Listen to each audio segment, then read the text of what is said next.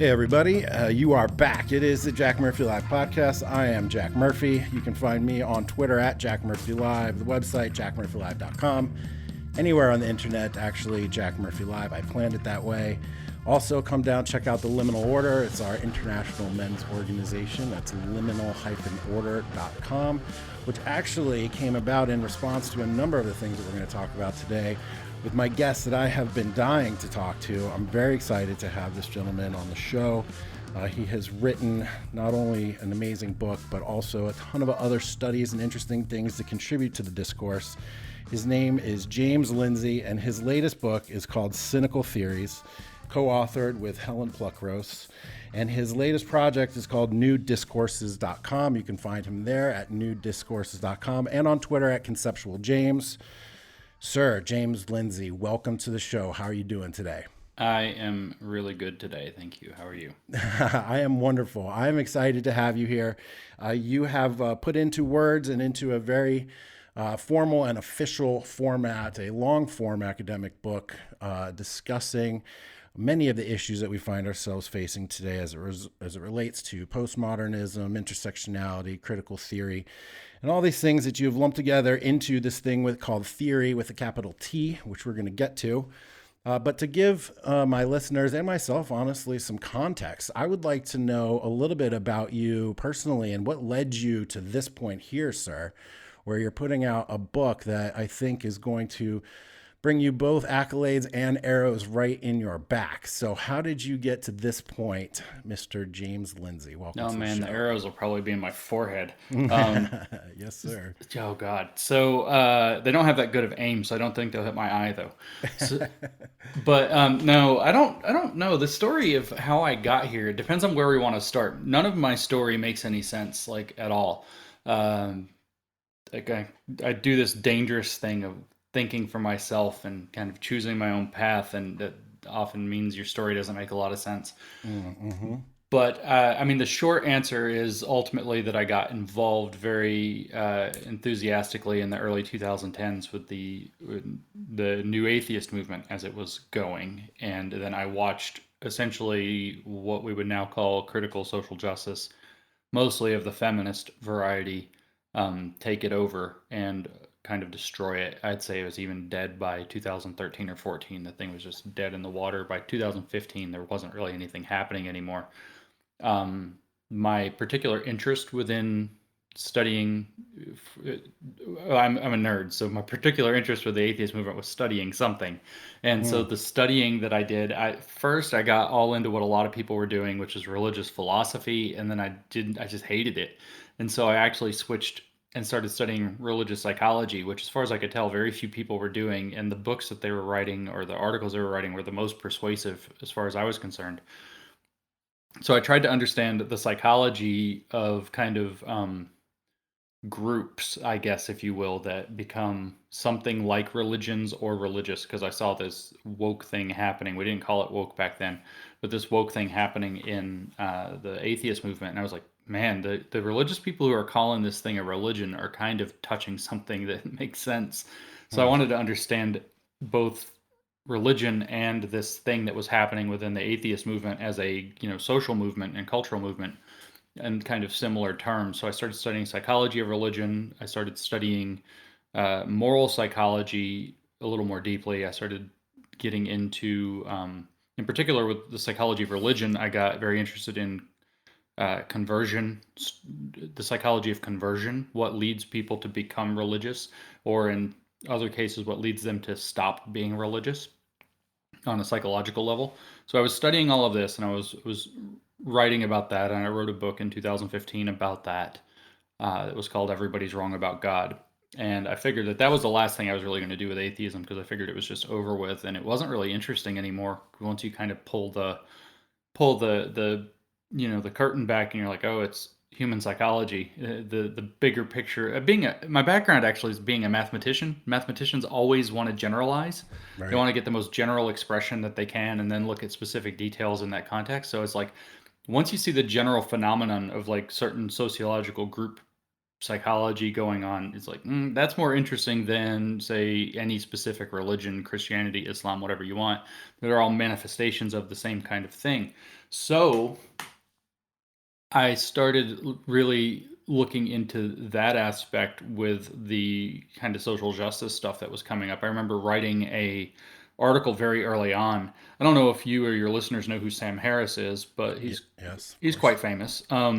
The first interaction I ever had with Sam Harris, like where he actually talked back to me on Twitter, was discussing whether or not left-wing authoritarianism exists, and I was saying that it clearly does. Mm. And now I understand a lot more of why nobody thought left-wing authoritarianism existed than I did at the time. But he, of course, was skeptical that left-wing authoritarianism could exist, where it's like kind of really obviously happening all around us and to him. So it's kind of mystifying, and that got me. I was very curious into the way that that was happening, and then my colleague Peter Boghossian had this idea in late 2016 that we should try to write a hoax paper to expose that the gender studies literature, academic literature in specific, doesn't have the slightest idea what it's talking about. So we were going to follow in the footsteps of his friend Alan Sokol and write a hoax paper. So we did. It was bad. It got taken up by a journal that I think it's far enough out now where I can get away with saying it's probably predatory. I wasn't supposed to say that in case I get sued for defamation. Um, so it was a really murky story, but we spiked the football hard in spring 2017, about 3 years ago now, and that blew up. It got a lot of attention, and it led to us deciding to do a. It was originally supposed to be a hoaxing paper project that evolved into something a little more sophisticated and complicated as we went. That is now known as the Grievance Studies Affair, or more famously known as Sokol Squared. So this got massive world attention. I'm sure most of your listeners will know what that is, but we wrote 20 Definitely. fake academic papers. 7 of them were accepted for publication, including a rewrite of Mein Kampf, something about dog humping, won an award for excellence in feminist scholarship, the whole thing. This got a lot of attention. Front page New York Times. We end up on Joe Rogan. All kinds of attention happens around this. So suddenly, what happened is I found myself in the very uncomfortable position of being somewhat informed about something that I was now like a global level spokesperson about, and I was like, "Uh-oh, I better actually learn this." Meanwhile, Helen and I had decided that writing this book, Cynical Theories, that you mentioned before, the we had this goal of helping people understand that the social justice movement has overwhelmingly strong postmodern elements, mostly because when we tried to tell people this before, nobody believed us. They said postmodernism is dead, and we were like, no, really, it's not dead. And then we thought, well, let's do a proper bit of research for building off of the project, the papers that we wrote as kind of a basis. Let's do a proper bit of research to really understand where these theories came from, how they've developed, and in fact, why they're postmodern in orientation, not just critical. That they're critical is obvious. They say it in the name, critical theories of different things. Right. But that they're postmodern is non-obvious. So we wanted to do that, and so that really deepened our knowledge, led me to wanting to help people understand the problem much more clearly, and that led me to creating new discourses, which that's the goal of it, is to get people to understand this problem in particular, but also similar problems that make it so that it's difficult to have open and honest discourse or dialogue about things. Right, right. We're going to get into all of that, and those are very important issues. And I want to ask a couple of questions about what you just said. I mean, first of Sure. all, I think I first discovered you while you were preparing these papers. I think the first thing I noticed you say was that nobody pays attention to feminist scholarship. Mm-hmm. And you and I had an exchange back and forth on that actually a few years ago. And I was insisting that lots of people pay attention to feminist scholarship, look at the tyranny of the minority and how it's impacting everything. And you made the distinction that it wasn't just that, yes, it was impactful, but very few people were actually paying any attention to it. Right. So that was one of the first moments that I was aware of your work. But I want to just double back to your comment about Sam Harris. Sam Harris has blinders on, or did at least, about leftist authoritarianism, and a lot of people have blinders on about that. Why do you think that is? What is it about this particular phenomenon that causes people to just like not see it, as if they were in Westworld and they're like a android and they're shown a drawing of the android? They just can't even see anything on the piece of paper, right? Like, Yeah. what is it about this particular problem, which we will define later? But what is it about that causes people to just short circuit and not be able to see it?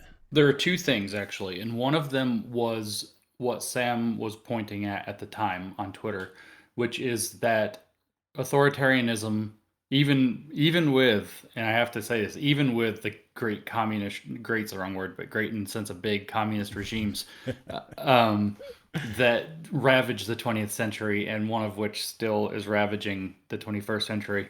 Uh, a lot of people see authoritarian moral impulses as fundamentally right wing. And if you look at the origins of left wing versus right wing, liberal versus conservative within the French Revolution, that you see that the people who wanted to maintain the authority of the monarchy and the authority of the state versus people who wanted to have a liberal, very decentralized order, that were the right side, and then the decentral were the left. And so the idea that left, which was supposedly anti-authoritarian from its beginning, anti-monarchical, in fact, uh, the idea that there can be authoritarianism that's genuinely left wing just kind of doesn't compute for a lot of people who understand that history. And so when they see something like these communist regimes, they try to describe them in terms of fascism instead. And if you actually have read, some of the stuff about fascism, I remember when I first started learning about fascism, 20 years ago or whatever,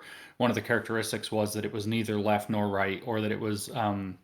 left-wing stuff that had taken up a lot of right-wing politics. And it's like, So it gets a bit murky, but ultimately, the reason it turns out, as far as I can tell, is because almost nearly all of the scholarship, I've only learned this in the past year or so, almost all of the scholarship about authoritarianism came out of the critical theory Frankfurt School. Mm.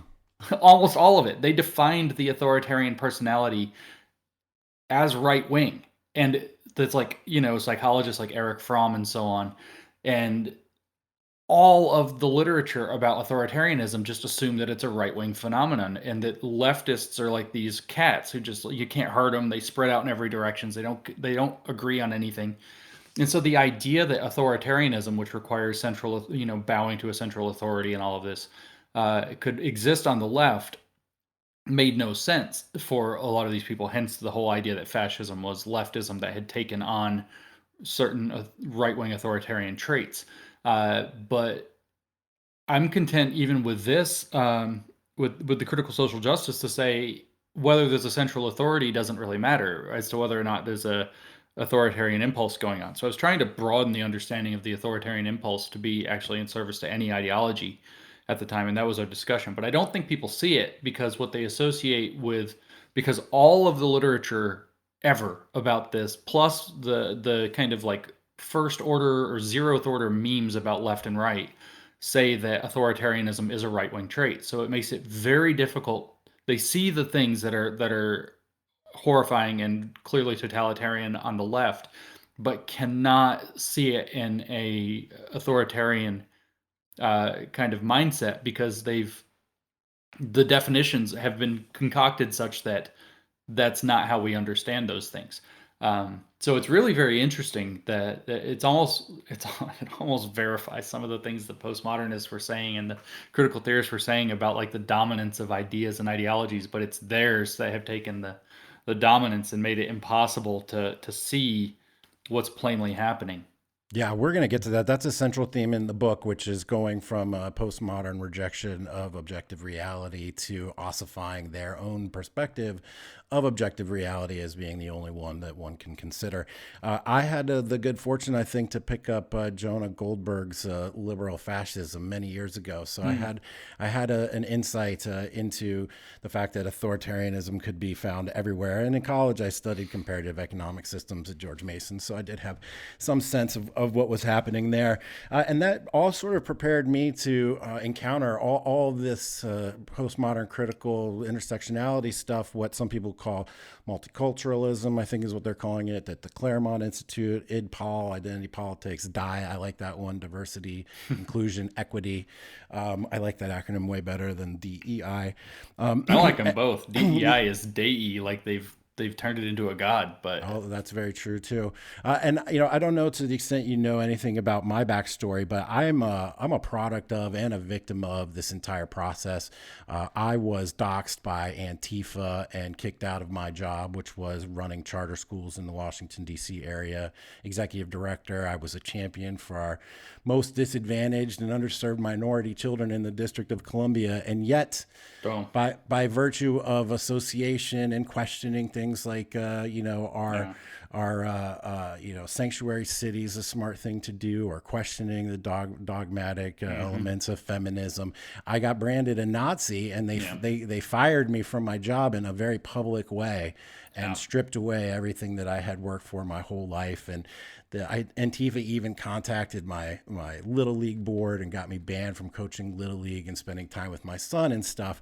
And so I'm a product of, I've been in this, I've experienced it. I've written a book, Democrat to Deplorable, which actually addresses a number of the issues that you brought up in your book, but from a layman's perspective and through personal narrative and story, what it's like to be on the other end of these ideologies and how they're growing. And so I want to have that as sort of a backdrop to this conversation, because you have put into a very formal document the things that I've been grappling with personally since about 2014, 2015.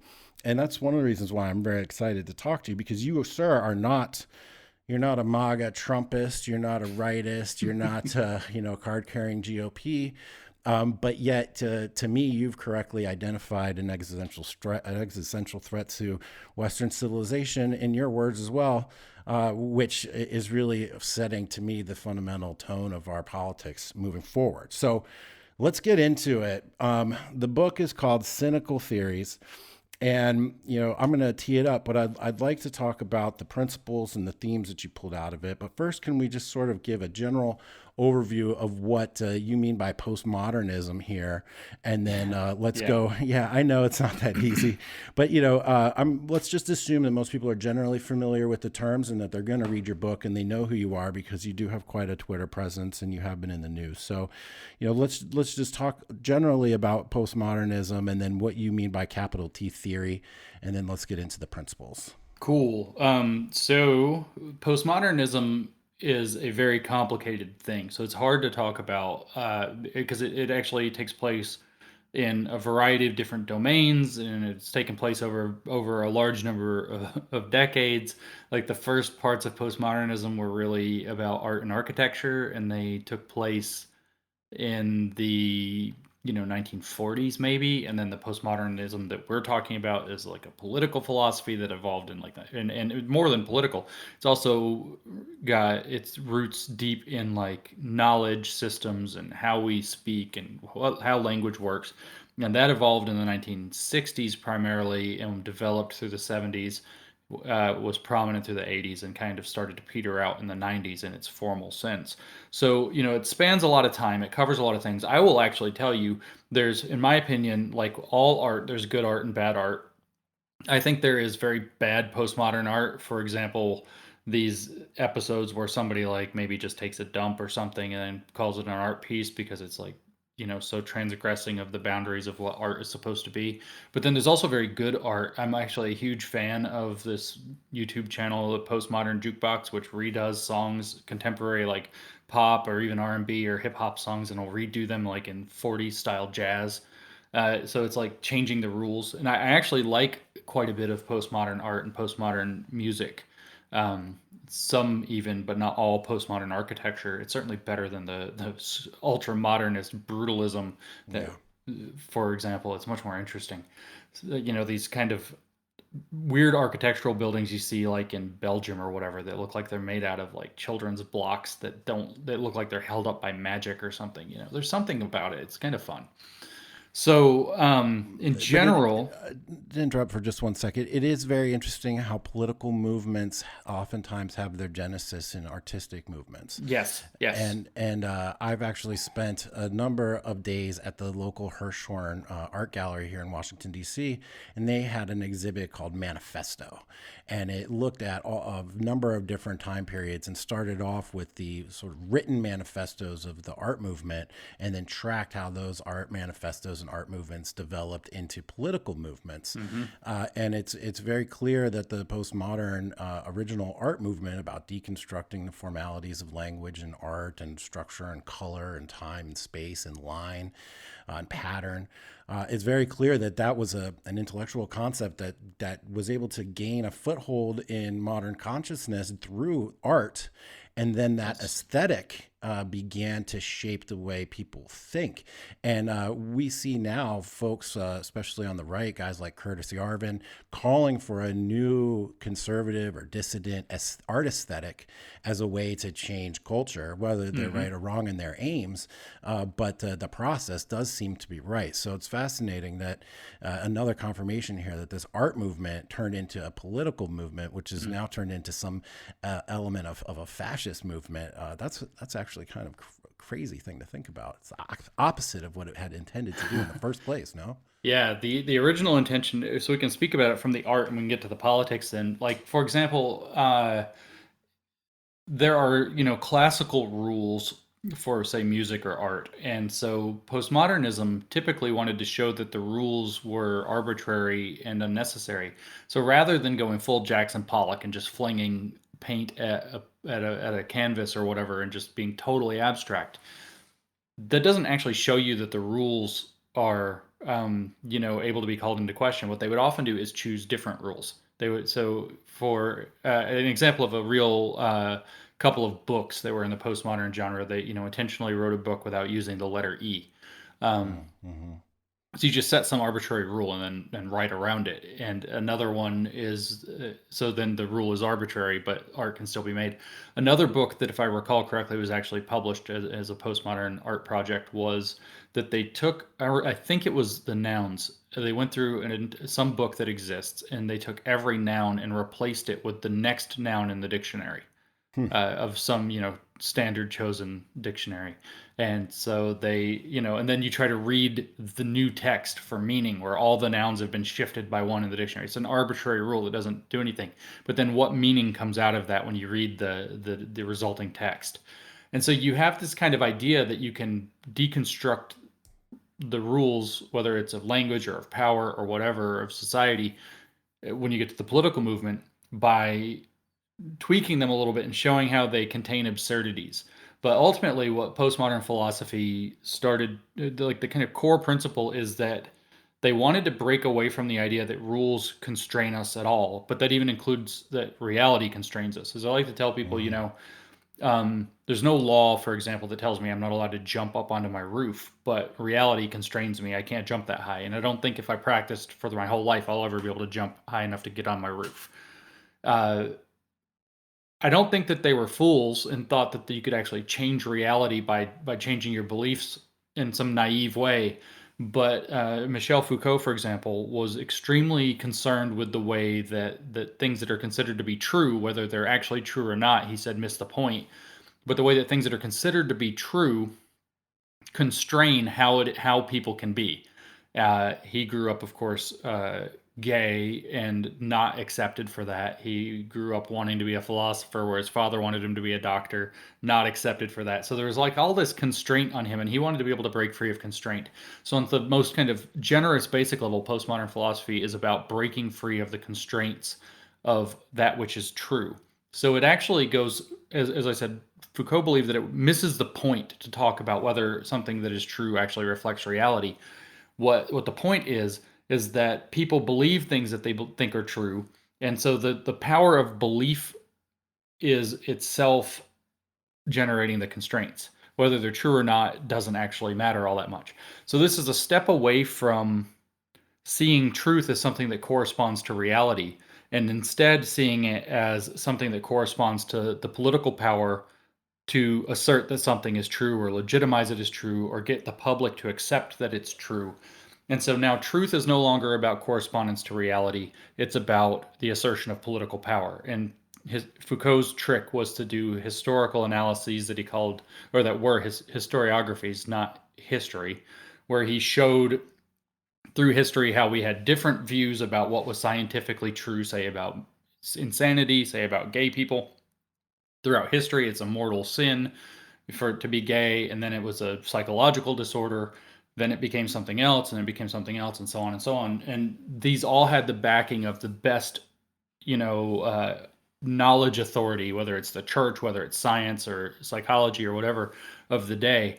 And he said, well, that just means that we can't actually know what's true. Truth is just an assertion of political power. So that's the first principle of postmodernism, is that truth is an assertion of political power.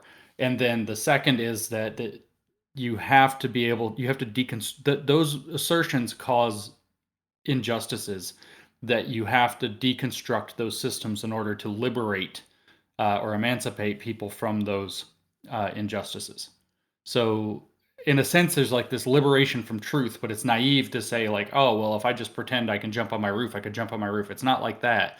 It's what society generally accepts or believes is true, because the authorities, like the scientists, for example, or the politicians or the priests, what they say is true is what we all have to live by as true, and we all accept as true. And that constrains people, so that gay people have to live in the closet, or they have to be, you know, lobotomized or electroshocked or whatever it happens to be. Crazy people aren't allowed to voice their opinions because they're, you know, crazy. So then people who are politically dissident and just going against the status quo will be branded crazy or insane and institutionalized and not listened to, so you can never have a radical politic. This was the general idea, was that you want to expand our thinking about what it means for something to be true, and to realize that that which is true is ultimately a cultural and political project that's contingent on the people that believe it. And then that creates oppression that there's a mandate to liberate us from. And then it used specific methods like deconstruction to do that. That's a Hmm. hell of a summary, isn't it?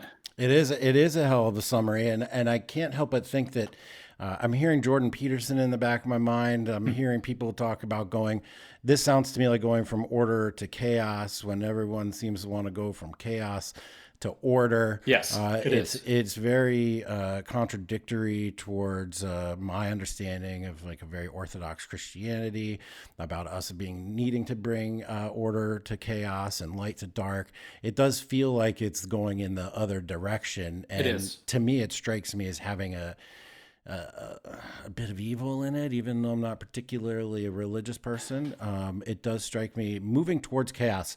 That just makes like the hair on the back of my neck stand up. That's like an alert, right? Right. So the perspective there, if you want to talk about like light and darkness and moving away or whatever, what they would, the argument would be is that there are certain authorities who get to shine the light, and they choose the direction that the light gets shined in. And so there's some parts that are lit up and other parts that are in shadow.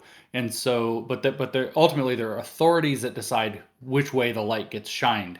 And so what you need to do is shatter that, realize it's the authority showing you what they want you to see, and then have basically everybody's light, but nobody can trust anybody's light, because the light is the knowledge system, which makes it really complicated.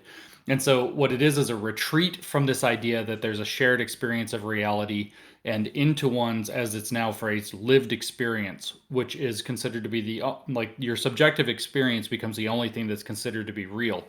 So it's this retreat from the objective world where we all have to live by whatever people are saying is true, or whatever happens to be true. And now you get to, you know, have your own narrower understanding of truth that's your truth. Um, you see that, for instance, in the other postmodern philosopher, Jean-Francois Lyotard talks about uh, the skepticism. He says the postmodern condition is the skepticism of meta-narratives, simplifying in the extreme. He says it's the skepticism of meta-narratives. So meta-narratives are like these big sweeping, they're basically mythologies is what they are. They're big sweeping explanations, or stories about stories, or the things stories are embedded in. Um, and he said that we need to get rid of those. Christianity is one, Marxism is one, um, even the Enlightenment rationalism, which they would call positivism, is one. Then Leotard misidentified that with science, which is not one. It's actually a methodological tool. But you know, there's all this kind of idea that these big sweeping stories that, say colonialism, we have the right to, because we have the ability, we can go civilize the world, we can make everybody democratic. These are meta narratives, and Leotard said that we should be skeptical of those and replace them with local and mini narratives. So essentially, that's that which is true for us. And Foucault was more interested in talking about the way that the existing power structure manipulated the way that we talk about things and legitimized ideas to constrain and shine the light, if you will, in just one direction that illuminates certain things. And so there's this belief that, you should be able to look with your own little light instead of some big light of reality and see whatever it is that you can see, and then be accepted that what you're describing about reality is actually reality and is the right description of it. Yeah, I'm struck here. I feel a little bit of a conflict because as a writer, an author, a creator, I believe in the power of narrative. Mm-hmm. I believe in the power of personal narrative. I believe that if I've done it myself, right? I got doxxed by Antifa. They called me a Nazi and a racist, but instead of allowing that narrative to stand, I took it upon myself to put forth, my narrative and my reality. And because I stayed with it and because I think it rang true, it became sort of the new story of my life rather than the one where I end up as a disgraced, Nazi who got fired from his job. Right. And then I also am thinking about Hariri's book, Sapiens, where he talks about how humans organize around imagined orders, and that this is an evolutionary advantage that we have that led to where we are today in part. How do I square the power of narrative, the power of imagined orders, and then me not feeling like I'm a postmodernist, right? Like me believing that there's actually a truth out there as well. See, that's the real difficulty. It's very seductive. That's actually why postmodernism occurred. The over reliance on our narrative is true and other narratives are naive and false, or our meta narrative, if you want, is really what left fertile ground for postmodernism to erupt. I don't think that postmodernism teaches us anything particularly new. Postmodern advocates would say that they did. I would just say that it kind of turned the volume way up on something that we were all dimly aware of or becoming more aware of. I think it ultimately comes down to for myself, because I feel the same struggle, is that remembering the power of narrative, remembering the power of intuition and fitting in with one social group is there, and yet it's almost beyond any question, like literally very, very, very beyond any question, that there is some shared reality out there that we all have this, access to, and in many regards, similar experiences with. If I walk headlong into a tree, I walk headlong into a tree and I have an experience. And if somebody of a different culture walks headlong into the tree, they still hit the tree, they still have a similar experience, but maybe they interpret it, so there's the thing and there's the interpretation. And you actually can separate those and say, well, that doesn't mean that the tree didn't exist and that running into it didn't cause certain, receptors in my nervous system to react and, bruises or whatever else. So there is a shared reality. There is this idea that that there are different perspectives is absolute. It's so blatantly obvious that it's ridiculous to deny it.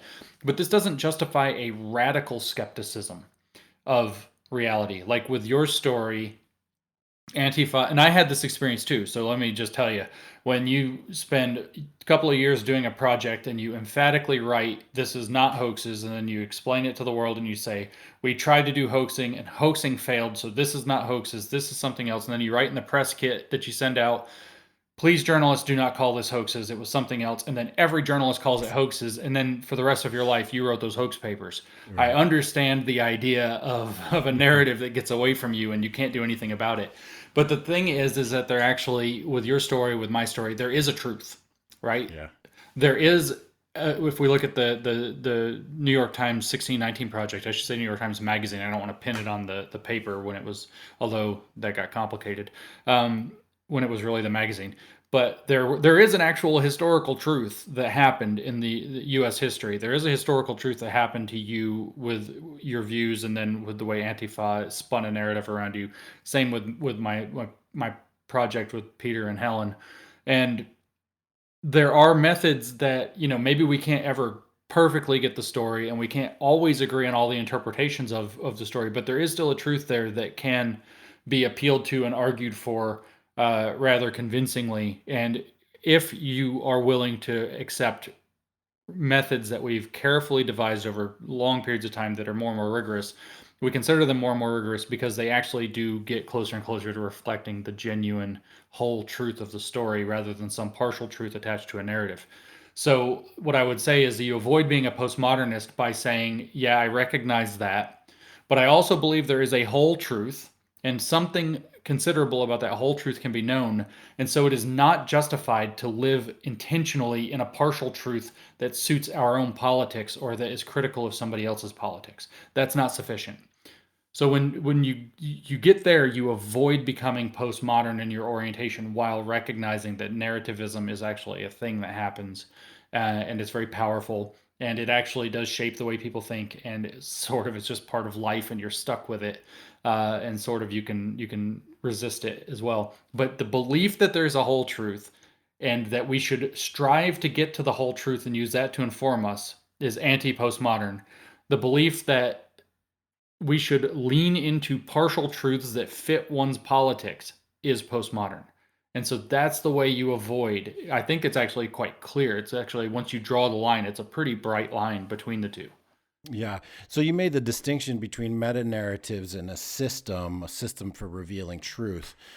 You would argue, I mean, you argue, everyone argues, a liberal process, a scientific method, the Enlightenment ideals. These have created a system that gets us to a truth rather than a meta narrative that brings the truth down upon us.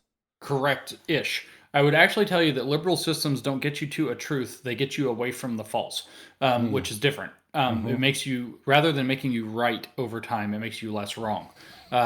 Which I like to phrase it this way: is like a very contemporary understanding of truth wouldn't be this thing that's absolute and ontologically unassailable or whatever, like the philosophers and the religious people like to worry about, or theologians like to worry about. A truth is simply a statement about reality that if we wanted to make a bet on it, we're pretty likely to win. Um, that's kind of a very contemporary way to view truth. And the reason that we're very likely to win is because we have a reason to believe that that belief was determined by methods that are highly reflective of the objective external reality. So science proceeds, liberal methods proceed. What they actually are, nobody hardly at all understands this. I didn't make this up. I'm not the genius that came up with this. Jonathan Rausch, writing in his book Kindly Inquisitors in 1992, way ahead of the curve, um, wrote this down, and it just struck me as the most blatantly important and obvious thing that I had never thought in my entire life when I read it. Is science and liberalism are methods of conflict management. So you have an opinion about, say, reality. I have an opinion about reality. These these aren't systems that tell us what is and is not true, or even just how to figure out what is and isn't true, like what form of experiment we need to run or anything. What they are is methods where you and I can set aside our disagreement and find some standard that we can both agree upon. So it's an external standard to ourselves that we can agree upon. And that standard we will use to try to settle our conflict. So if you have one belief and I have one belief, we say, let's go devise an experiment. Let's look at the reality. Let's look at the evidence.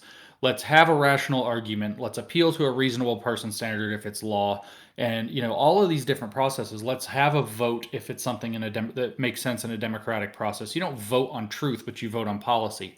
And let's figure out what's going on, and then we'll agree to defer to the results of that process. And so this is a system of conflict management. With science, what it is, you have an opinion, I have an opinion, somebody else has an opinion, and what we are agreeing to do is to use methods where you put forward your idea, that's your hypothesis, I put forward my idea, that's my hypothesis, somebody else has their hypothesis. And what we're actually going to do is various tests that try to show that the idea, not that the idea is right, but how the idea might be wrong. And we accept as provisionally true that which has survived a lot of those attempts to falsify or disconfirm or defeat it, depending on what regime you're working in, whether it's science or philosophy or something else. And so This this is why those statements become something we can bet upon with a high degree of confidence, because the ones that have a lower degree of confidence got knocked out by losing a bet somewhere along the line, and we changed tack and used a different one that hasn't been knocked down yet. And the goal is to knock them down as hard as you can. Einstein is famous because he knocked Newton down. It wasn't because he came along and said Newton was absolutely right. Yeah, yeah, yeah. Cheers for Isaac Newton.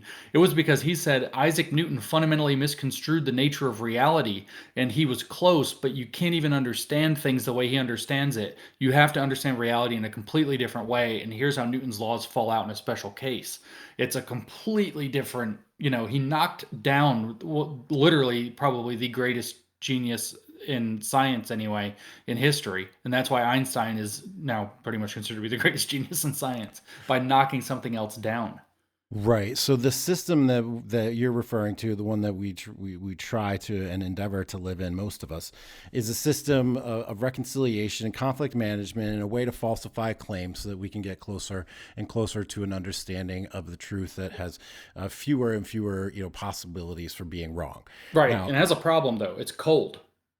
It doesn't give a rat's ass how much you care about your idea. It doesn't right. care who you are. It doesn't care how hard you worked. Oh no, but that's a virtue of it. That's not a problem. Well, That I mean, it has a problem in terms of people being satisfied with it. Correct. yeah, It is a yeah. virtue of it. It's why it works. Is Right. because it doesn't care in particular about any human vanity whatsoever. Right. And so the issue then is that it creates a lot of losers that have their cherished idea that doesn't hold up, and those losers sometimes get envious, and sometimes they decide it's time to tear the whole system down, and that all knowledge is fake, and they write angry historiographies about how science got everything wrong. So why should we believe it anymore, Michel Foucault? Right. So let's put I hate saying this phrase, but let's put a pin in that notion there, No, I have to do it all the time. It's great. because that is a very important concept I want to come back to as we work through just a couple more of these other sort of background issues. Because I think what people will find, and what I certainly found in the book, is that the postmodernists and the theorists said, fuck your rules. We're not going to play with this system. In fact, we're going to design a whole new system that expressly prohibits anyone from questioning us, challenging us, asserting their control or their dominance. And we can now exclude everything that you have to say. But we've got a few more steps to get to that and its political salience today. You mentioned already there were two principal postmodern theories. The first one is that truth is political, and the second one is that these assertions of truth make cause injustices. Correct? Correct. And then there are four other principles that you pulled out, and these all run through the entire book. And when you get into the practical examples, but what are the four principles of what you've called a theory with a capital T? And then we'll talk about what actually construes that. Okay, so do you know who Rick Perry is? Do you remember who Rick Perry is? He's not governor of Texas anymore, but he was. Yep. So I might pull a Rick Perry on you here. Rick Perry is very infamous now for having been in a presidential debate some years ago and saying he was going to cancel 3 departments, and then he could only name 2 of the 3. He Right. couldn't remember the third one. Oh, I have them written down. Don't worry. Good, because I tend to always be able to remember 3 of them and forget the 4th, and it's never consistent which ones I remember. Right. So let's see if I can do it. We'll quiz me, and you can bust me if I've forgotten my own work. I We can start totally off with the blurring of boundaries. We can start with yeah, that. blurring of boundaries is the one I almost never forget. Power of language is another one. I have to list them all, or I'm going to be dead in the water. Cultural relativism Yes. Well, you're just going to name them for me, and I don't have to lose. and the loss of the individual. Correct. And loss of the individual and denial of the universal. Yeah, exactly. Yeah, so blurring of boundaries is actually very much one of the things that we see as throughout the contemporary activism. It's very central to queer theory. The idea, or queer theory in particular, but I meant to say postmodernism there. The idea there is that when you create a boundary or a category, or you put a line around something, and categorize it, say as science would say that you say that madness or homosexuality is a mental disorder. Once you draw a line around something, you then constrain it, and people who fall outside of that line are not being treated fairly. There's an injustice there. So rather than trying to draw the boundary more accurately and be more fair and more genuinely inclusive of things, the imperative is just to delete the boundary entirely. When you believe that there's no access to truth, to objective reality, you can start to blur together different methods, like, well, maybe reason wasn't so good. Maybe reason always has emotion in it. Maybe reason and emotion are the same thing. And so you start to see that kind of a blurring of the boundaries between rational thought and emotional thought, or if you wanted to, in a kind of more Daniel Kahneman kind of way, thinking fast and thinking slow, Yeah. intuitive thought versus, methodological thought, that oh no, they're really the same thing. Or if you want to go full Michel Foucault, there's the famous expression, knowledge is power, that Michel Foucault took further and said, like, quite literally, knowledge and power are the same thing, power, knowledge. And so the Mhm. boundaries between, the way that power might apply knowledge to, or claims to knowledge to do certain things, he said, no, no, no, they're exactly the same thing. The boundaries between power and knowledge are completely erased. So you see this willingness to blur boundaries. In queer theory, it's much more obvious. Man and woman don't really mean anything. There's 57 genders. Sexuality and gender are all on spectrums now. Everything's a fucking rainbow. Uh, there are no boundaries between anything. The truth and false, those are irrelevant. Let's blur the boundaries between those. Rigorous methods in play or jokes or satire, all basically the same thing. You see that really prominently there, and that is a very, very, very postmodern thing to do. It also is in their proactivity, in their actions. It's something they do, but then they also rely on that to say, oh, that thing that you did, which was just sarcasm or irony or performance or an act or just something to be provocative, that's actually your reality, your power, truth, your standpoint, whatever. Yeah, yeah. It's like there's no place for play, there's no place for exploration. Everything becomes canon at that point, which I think is like underlying current in all this cancel culture, call out culture, all the shit you see on Twitter, things that happen to me, things that happen to you, things that happen to a lot of people, where you say one thing and it's totally taken out of context and it was meant to be playful, and now all of a sudden it's what it should be on your tombstone, and they're gonna say is the reason that they sentence you to death. So Right. I mean, so your case is perfect, right? You blur the boundary between relatively progressive guy who questioned some particulars of progressive dogma, and no longer are you progressive, no longer are you liberal, no longer are you center, no longer are you conservative, no longer are you far right, you're Nazi. The that's right. boundaries between all of those categories are just completely blurred. And they do it, as you pointed out, in a very strategic way that suits them and puts their opponents on the back foot every time. So they get to choose how the boundaries get blurred, and they get to choose when the new boundaries have to be very strictly enforced.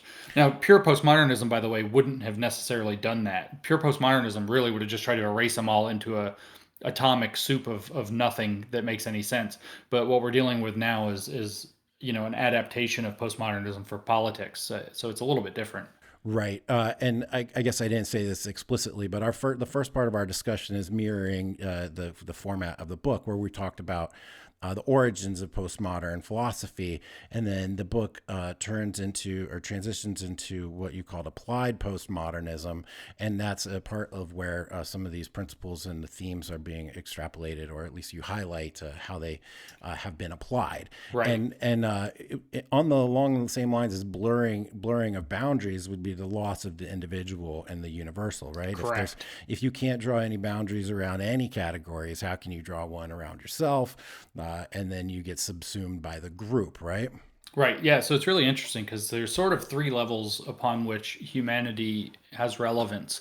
Um, the individual is kind of the atomic one. The universal is everything and everybody, and those two are what liberalism focuses on. We look at universal human values, universal ideas of human rights. I know it's controversial with right wing circles to talk about human rights at all anymore, but um, we have this idea that there's something in common between all of humanity. That's universalism. We have this idea that each individual is the container and arbiter of his own thoughts. That's individualism. Is able to make decisions that are he's the best decider for his own interests. He's not necessarily going to be right, but he's the one who's the most qualified to make decisions in his own interest. But then there's a third level in between, that's the group. And I think that liberalism is not totally ignorant of the group thing, but it does not pay enough attention to it on its own. But this has left room to focus on what I would frankly say stupid groups. I mean, the demographic identity groups, or which they categorize not via an essentialism like all black people are like this, all white people are like this, even though that sometimes comes up. They actually claim that all white people have the same general experience in a white dominated culture. All black people have the same general experience in a white dominated culture, and so on and so forth. And so that experience becomes essentialized, but the people themselves aren't essentialized. And so they are actually claiming that different identity groups, because they have different experiences in relationship to the power of society, become the something you can draw boundaries around and say, well, people who are black have a certain experience in a white dominant society, so you can draw a boundary around that. But it erases the boundaries between the actual individual minds of any particular black people, or even, in fact, different populations or different groups of black people. Some black communities are extremely, well educated and really trying to push, the black advancement and all of this stuff, where other ones are very not that. They can be very, kind of angry at society even sometimes. And so you have these almost different cultures, but nope, they've all got to be lumped into one essential experience of being black. And so the ones that are advocating say, I am stumbling around because I actually want to use Bill Cosby as the example, but you can't use Bill Cosby as examples anymore. But Bill Cosby got in a lot of trouble back before, he got in trouble for the rape. He got in a lot of trouble with the black community for coming out and saying that black people need to, not speak with such a heavy vernacular English. They need to pull up their pants. They need to get good jobs. They need to go to school. They need to study. And he got accused of telling black people to act white, is what he got accused of, to Right. participate in the white system. And he's not the only one. He's just the one example that got burned into my memory when I was at a formative enough age to where it's like, that's the paradigm example for me to go to. And now it's like, shit, he raped Yeah. those people or something. God, So now I can't talk God about Bill damn it. Cosby. God damn it. But the, Well, the point stands yeah. that yeah, they favored this idea of the group, and I think that we do need to pay more attention to human groupishness. I wanted to write a book a number of years ago that I'd be much better at writing now, so maybe I'll look forward to it at some point, called The Error of the Enlightenment, which sounds very postmodern to push out. But I think that it is this, really. It's that we don't pay enough attention. Like, human rationality did get forwarded over the idea of something to do with groupishness. And I don't think that saying that, demographic group is the right group. I would honestly tell you that it's more subtle than that, and more to do with our social environments. Moral communities are actually the Yes. right object. But the Or error of the class. Enlightenment that I wanted to name was that people, to kind of put it in lay terms, is people care 10 times as much about fitting in with their social group as they do about what's true. And Definitely. so, I agree with that, and I just want to point out too that if you've and I say you generally to the audience, if you've experienced the feeling that when someone says diversity, they don't really mean it. This is exactly why and how, mhm, because they're not actually talking about diversity of experiences or diversity of ideas. They're actually just talking about these different groups, which, as you said, fit between the individual and the universal. And then the individual has no identity in there. And then they even, in these groups, they even shout down the individual experiences of the people within the group. And they have to, the group itself takes priority over any of the individual experience. And to anyone who has been raised in America or in the West, or fashions themselves as a student of the Enlightenment, the erasure of the individual is something that should be very troubling. It probably doesn't sit very well with you. You hear it, you want to recoil and cringe and do something about it. And there's a reason. There's a reason for that, and there's a reason why your people's experiences interacting with these groups in the real world ring so weird and wrong and off color, and like they don't make any sense. It's because there's no sense in the beginning to even start with. right, yeah. So actually, in that case, with diversity is really a good example, because it's not even when they say diversity, they mean people who have these different group experiences, right? So when they say diversity, you can't putting say, if you're going to satisfy a diversity quota that required more black people to be involved in whatever your organization is, you can't put any black person in there. You have to have one who properly understands the black experience as they've laid it out, which means that no matter what demographic identity, man, woman, straight, gay, whatever race, whatever that is, they all have the same fundamental politics, which is to understand everything in terms of this critical theory position that understands that different identity groups have different essential experiences of politics. And so they may look different. They may actually come from different communities. They may spend 45% or 50% or 90% of their time saying, as a Hispanic woman, blah, blah, blah, and speaking into that. But they're always going to have the same politics, because otherwise they don't have an authentic view of that politics, because the individual has to be removed. So the view, actually, somebody wrote an essay that I published on New Discourses earlier this week that was really helpful for me to even understand this, is that every individual is nothing more than kind of like a diplomatic representative of their group.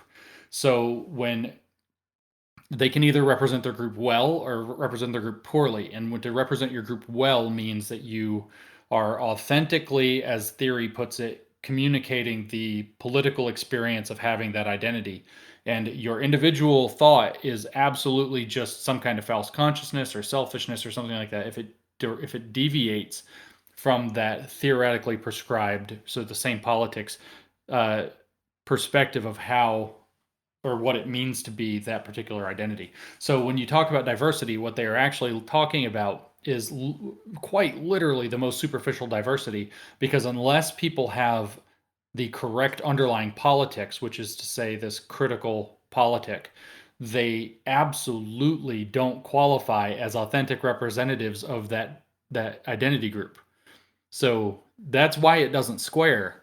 That's when they say we need more diverse hiring. What that literally means, when an entity like a school or something says we need more diverse faculty, that literally means we need to hire more critical theorists who don't look like each other. That's all it means. Yeah. Yeah. And if you're a member of these groups and you have a divergent opinion, then you get labeled with such things as internal misogyny or internal racism or Correct. Uncle Tom or whatever. Yeah, there's lots of them, and they get uglier and uglier. It's funny. I stopped myself because the ugly ones were starting to come out. I was like, they're starting to bubble up. Yeah. No, postmodernism actually, especially this newer variant of it, construe individualism and universalism as myths that were constructed by the dominant in society to justify maintaining their own power. So white people, for example, said, no, we're all individuals and we're going to treat people as individuals. And a very white person once said that we're going to judge by the content of character rather than the color of skin, because they want to forward this idea that benefits white people and they want to keep black people down. That's the whole point of that whole line of thought. And the same thing for human universalism. To say we're all the same erases the idea that different people actually have different experiences of power and politics. It's the only thing they care about. And so therefore, that is another myth. Humans are all underneath the surface the same. We're all so much more in common than we have different. That's just a myth that's been propagated by the powerful so that people who are oppressed won't realize that they're being oppressed, because it feeds them like this, this kind of like a narrative that calms them down and makes them believe that, no, we're all kind of the same. It's not me being cheated. It's really properly disgusting and I sound like a lunatic when I say this stuff, and it's like I just go read it on page after page after page of their literature, and it's really what they think about these things. Right. That's an interesting phenomenon as a truth seeker to come to. For myself, I started learning about feminism and intersectionality and through gender dynamics. I mean, just bluntly, like I came up through what used to be known the manosphere. I got interested in this stuff through dating and the mating markets. I discovered those things were all screwed up, started pulling on one string. I've been pulling on that string for 10 years, dude. And now I'm here talking to you. And it's just been one continuous string that I've been pulling on. And what struck me as interesting about what you were just saying is that you quoted Martin Luther King there. We have evidence of the civil rights amendments and civil rights era, second wave feminism, successful in gaining equal opportunities, equal rights for women. the very liberal society that they're questioning has actually produced the freedoms that they are allegedly seeking. Is that not correct? And is there not a deep irony that the liberal system created the benefits that they're seeking, but yet also creates this space for which they can come in, assert that the liberal system doesn't work, and then say that it's only their system which does work? And please take this question and let's move into sort of the applied area. And so if you can expand on these ideas as it relates to the applied area of postmodern, according to your book, that'd be a good way for us to keep moving this forward. Yeah, sure. So, yeah, there's definitely an irony there. It's like I couldn't decide. My usual metaphor that I'm going for right now, and I know these are awful. I usually go for describing it like a virus that exploits liberal cells, like institutions or communities or whatever. And I do that because they actually have written a paper describing themselves as a virus and saying that it's an ideal model for how to think of what they do. And so I'm actually able to not I'm not calling them something that they wouldn't call themselves. I'm not being unfair to what their project is. But there's, in a sense, what you're talking about is that this is almost like a cancer, which those are very related things, of course. Um, what you have is this like liberal ideal that's then had some weird mutation, and now it's like walled itself off, and it's growing out of control and spreading throughout all the different. It's metastasizing through all the different parts, and it's perverted the very ideals that worked. And the history of this is actually complicated, but it gets us to the applied side. Is there's always, I keep finding myself saying this, there are always more than one strand of things through history. I was going to say there are always two movements going on, but there are actually in this case about 70, but we'll say three. And we talk about this in the book most clearly in the chapter about feminism and gender studies, but it shows up over and over and over again. There's pretty much always been in leftist or left wing, I should say, activism, not leftist activism, and left wing activism around issues like this. There's always been the liberal branch, which is always appealing to egalitarianism, the fundamental promises of, say, the Constitution, liberal ideals, equality, and so on. There's the Marxist branch or socialist branch, which is obviously trying to construe things in terms of the way that the capitalist nature of our system is screwing people and turning them into commodities and exploiting them. Then there's the radical version, and the radical version is kind of like the models would be black power or black nationalism, radical feminism, this kind of lesbian separatism thing that was kind of big for a while. You have these very radical things. And those three strands were always happening, and I'm going to say up until the 1990s. So you had these strands going along that were, you had the liberals trying to achieve this, and they're always kind of like uncomfortable bedfellows that fought with each other, but they were kind of pointing in similar directions. They kind of had like a good cop, bad cop thing. The socialists and then the radicals. And the radicals and the liberals are the two really interesting ones. The socialists have always kind of, ever since things got really bad in some of those regimes, they've not really had a lot of clout in the West anyway. But the radicals are the relevant part of the story in particular because they are the critical people. They are what came out of the Frankfurt School. They are what came out of the literal development of critical theory. In particular, one of the patron saints of that project in terms of creating this so-called new left activism was the critical theorist Herbert Marcuse, who was at Columbia University after he left Germany because of the war, World War II. And so they trained up an entire new generation of radical activists whose goal was, to the word, liberation. So this liberation politics thing was all very radical. This is where your Black Power movement came from. This is where the Black Panthers came from. This is where Black nationalism and eventually Black Hebrew nationalism all came from.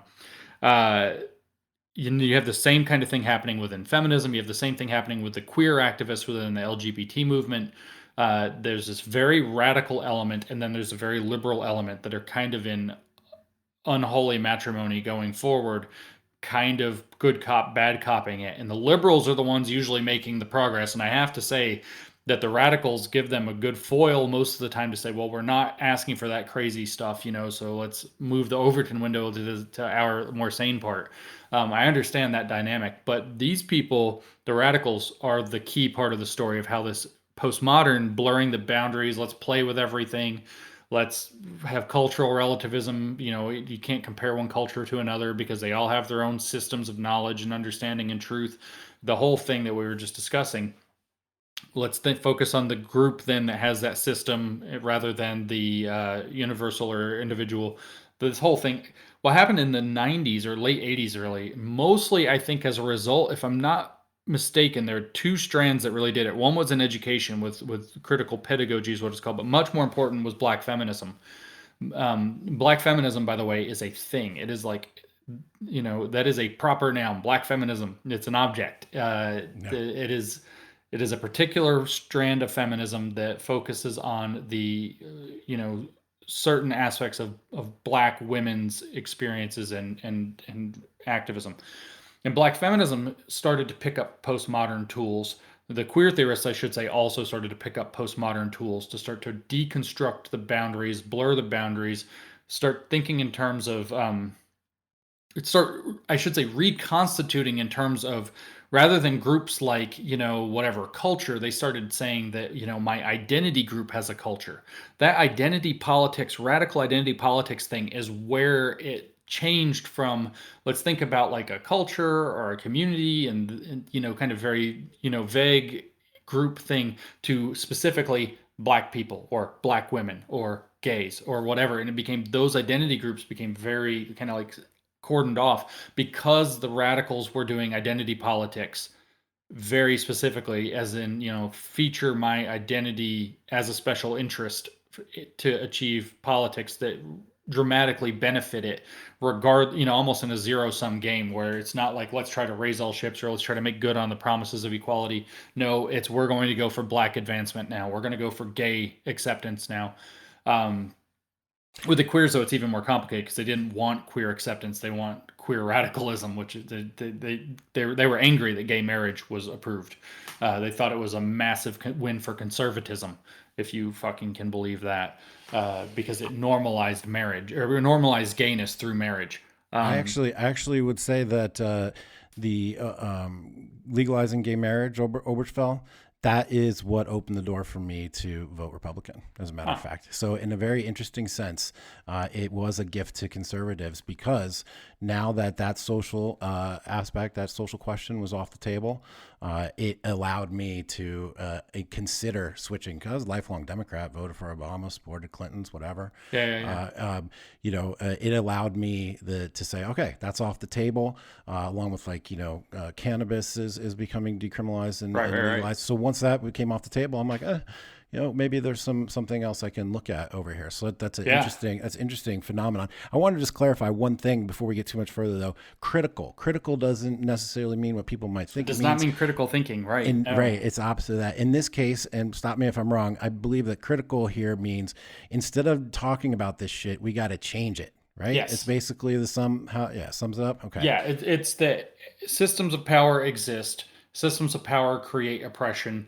And we have to highlight the ways that they create oppression and change them through social activism.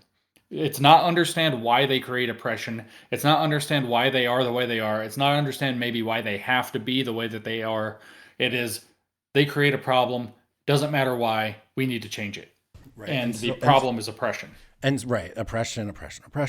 And so there's the matrix, and you've got straight, white, cis, hetero, whatever dudes on one side, and the women who love them is my little caveat. And then everybody else, basically. And the approach now, they take postmodern theory, principles, then they apply it into their own practice, and that practice has been fused with critical theory and then becomes an activism, right? So basically, instead of it being a truth-seeking mechanism, it becomes a tool for power and a tool for politics.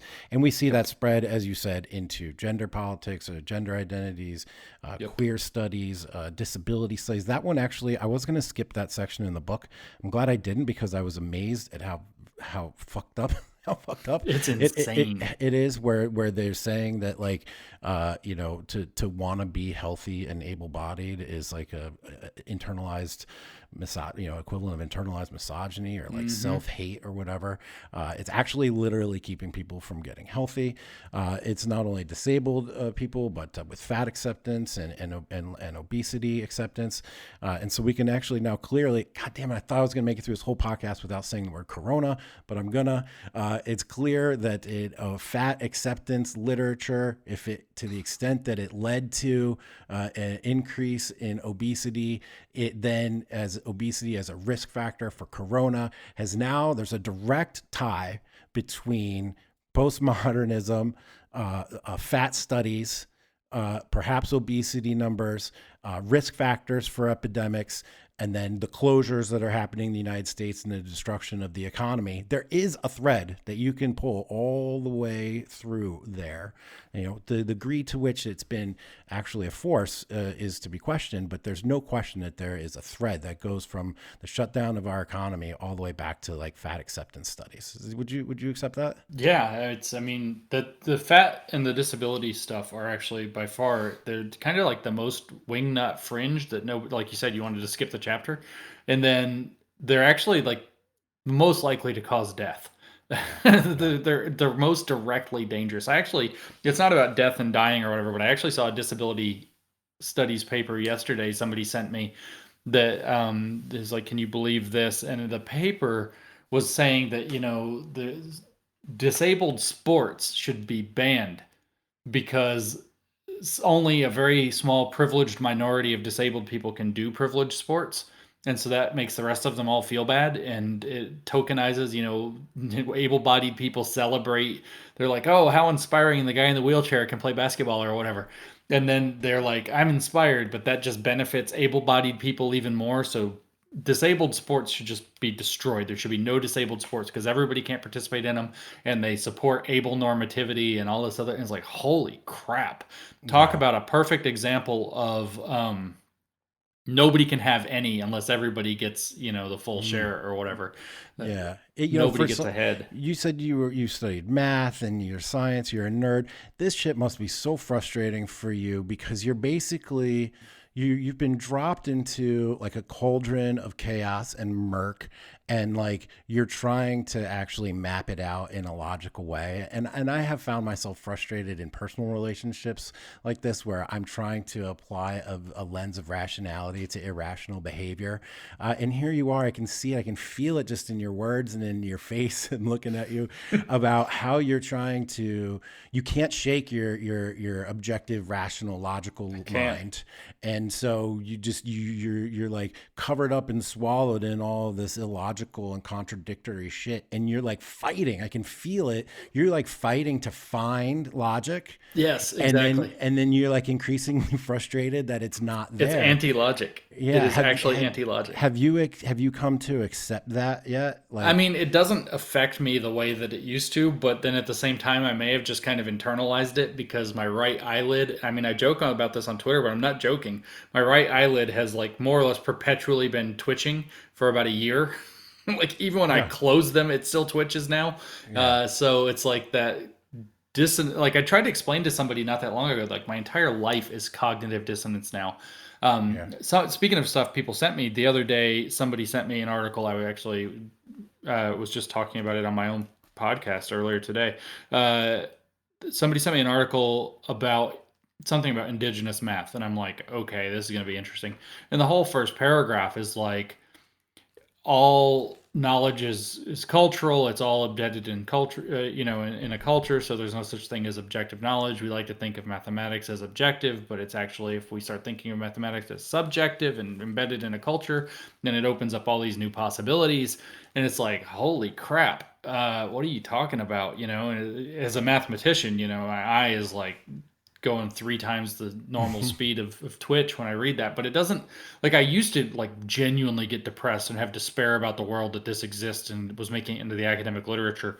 And now it's just kind of like, yeah, that's what I expect. But it's like I Yeah. said, I have like stress disorders literally out my eyes as a result of it. I don't mean to laugh at that, but I can imagine, as for somebody who wants to sort the world into categories and into groups and to make logical conclusions from assertions of falsifiable fact, this must be extremely frustrating for you, because actually that is the name of the game, and that is the point of the whole system, is to confuse and is to cause distress, and it is to upend all the rules that we had, sort of commonly accepted to be, if not the best, but certainly one that had led us towards a certain element of like evolutionary fitness, right? It's gotten us to this point. So the system can't be all that terrible. Now, I want to fast forward the conversation a little bit and just and sort of get into how this stuff has slithered into practical realities. Okay, so like I'm gonna give you an example. I worked for the District of Columbia Public Charter School Board after I was executive director of charter schools in the DC. And at that, it's a regulatory body, right? And in that body, they hand out documents, and I believe they're written by some people you've cited, maybe it's the D'Angelo stuff, about like what is whiteness and like how do we eradicate white supremacy from our organization, and they focused on things like being punctual, or a reliance on data, or wanting to be rational, or, trying to be calm. I mean, and like not give into emotion and stuff like that. And so like, and the big one was the implicit association test. They made us all take the implicit association test. I don't know what came over me, but in this meeting with like 80 people, I raised my hand and I was like, but even the authors of that test say it's not a useful tool and shouldn't be used for this brainwashing purposes and stuff. And so, we all know there's like a multi-billion-dollar industry around brainwashing and eradicating bias out of people. So I bring all this up as just a way of like a concrete example of how these ideas are now in our colleges, our universities, within the law, within science, within our relationships, within human resources departments, corporations, in the media. It's in the government. It is in our federal policies. It is in Title IX, which I want to talk to you about at some point. It's everywhere. So there is a minority, right? These people that write this shit, they're a minority, right? Very small minority. Very small minority. And I don't mean black or women or gay or whatever. I mean like a very small number of people. Yeah, a lot of them are angry white women. Well, yeah, right. That's a whole nother conversation, right? Yeah. But they've been able to exert undue influence over the system. And they did that by getting themselves into highly leveraged places. So can you talk a little bit about that? Because this is going to finish establishing the problem, and then I'll talk to you about what the solution is. So a lot of times, I've pretty publicly, I'm rather actually famous for it now, I've characterized this thing as a Trojan horse. And so, the Trojan horse story, you had the horse was delivered and it was brought in through the city gates, and then night came, and inside the horse were these kind of assassins, and they crept out and they killed the guards, and they opened the gate, and then the warlords could come, the army could come in through the gate from the end because it was open. And what I try to tell people is that it is a Trojan horse, but it is not filled with assassins or warriors. It is filled with bureaucrats. So they actually climb out of the horse in the middle of the night, and then the next day somehow they're like the executive director of such and such, or the vice dean of this, or whatever. Right. And so what they're able to do with very small numbers of people is show up to meetings because they're active. Well, like people ask me, well, why do they go to the meetings? Because they're fucking activists. That's what they do. Right. They show up to the meetings, and with a very small number of people showing up at the meetings that are very poorly attended, then they start voting this stuff into policy. They start writing these, like one of them is an activist. They'll take up their initiative and they'll write like a rules of conduct. This is huge in the tech world. They'll write, the rules of conduct for this board. And it's like maybe everything to do with Linux or something like that. And they write, this is what the rules of conduct are. And then they put it out on the internet or whatever their system is, their group. And anybody who disagrees with it just gets jumped on as some kind of horrible racist or bigot or something, and gets shouted out of the conversation. And maybe even driven out of their jobs, James Damore at Google, for asking a question outside of the the picture. So you don't actually need very many of these people, because what they are is busybodies, and they're bureaucrats, and they come out and they fill administrative roles. They show up to the faculty meetings you don't go to. They show up to the school board meeting that you don't go to. They try to get on the school board that you don't have time to be a part of. And then they just start administering their worldview. I mean, I can't tell you how many different meetings, I've seen clips of that are like social justice in government, or social justice in the school board, or social justice in our, faculty, or whatever, where it'll be a meeting and there'll be like 9 people in the room, and it turns out it was an open invite that literally there could have been hundreds of people there, and they're like 9, and they all agree with the social justice agenda, and then they vote, and then they're like, well, we all voted for it. That's it. We had the meeting.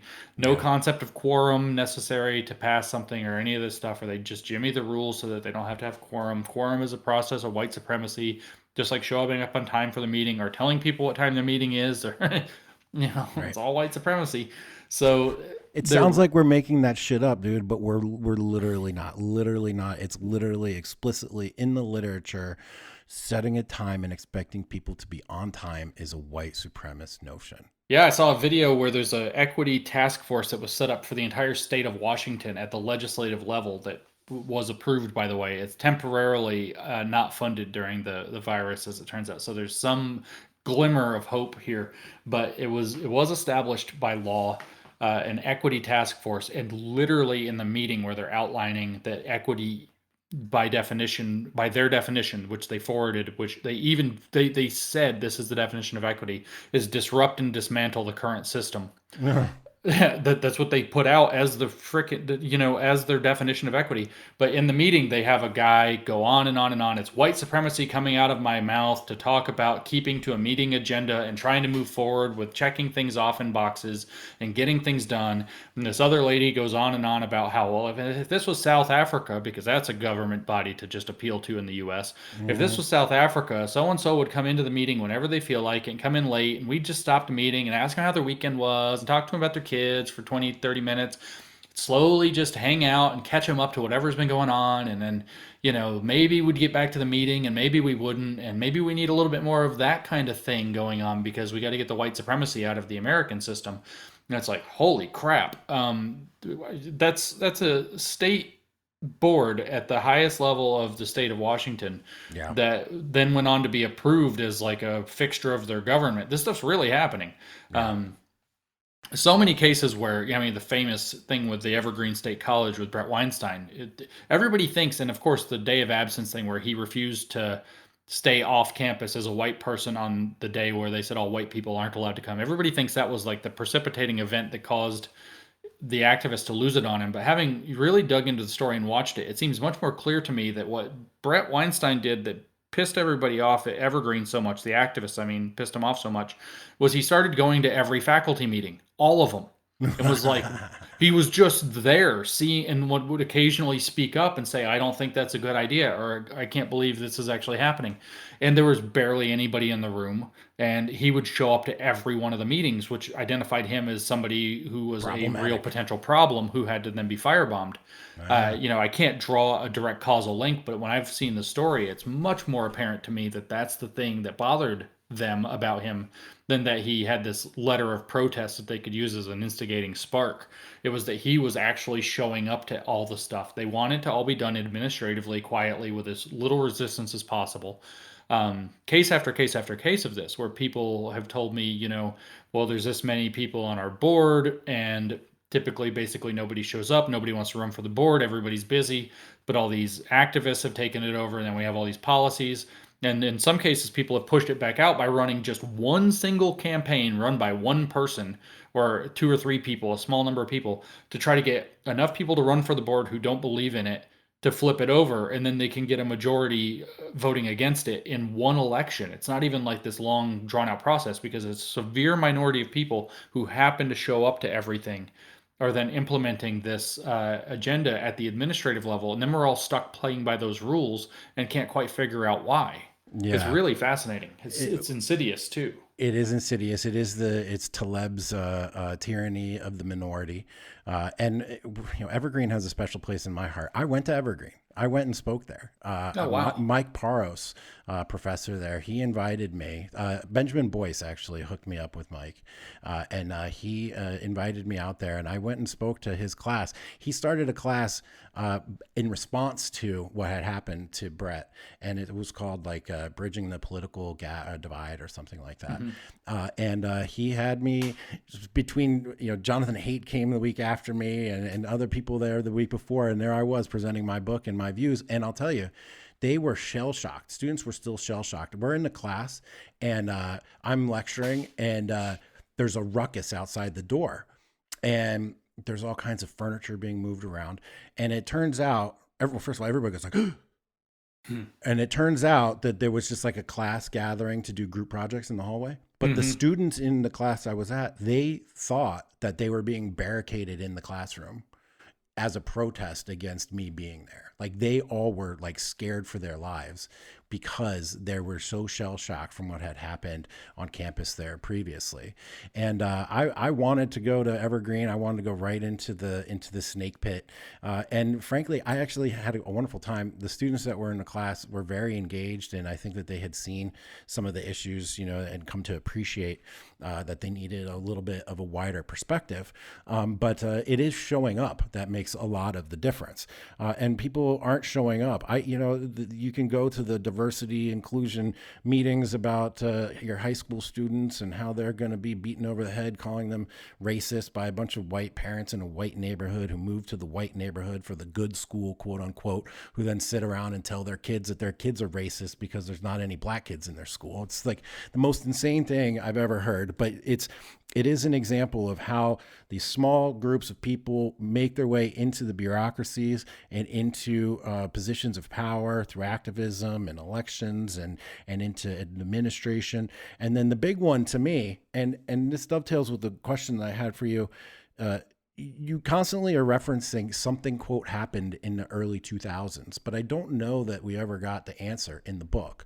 And for me, my perspective, and I wrote in my book, Democrat to Deplorable, that it was the 2011 Dear Colleague letter, the Title IX Dear Colleague letter, that basically operationalized rape culture and, all of the radical feminist agenda. It operationalized it, and it gave schools not only headway, but a mandate to create these diversity, equity, inclusion offices, to create the bias response teams, all of this for fear of losing billions and billions of dollars in federal funding. So when I have been trying to find ground zero for why everything kind of went haywire, and you can see in the Google searches for intersectionality and for whatever, it all around 2011, 2012, 2010, it all just it's nothing, and then right straight up.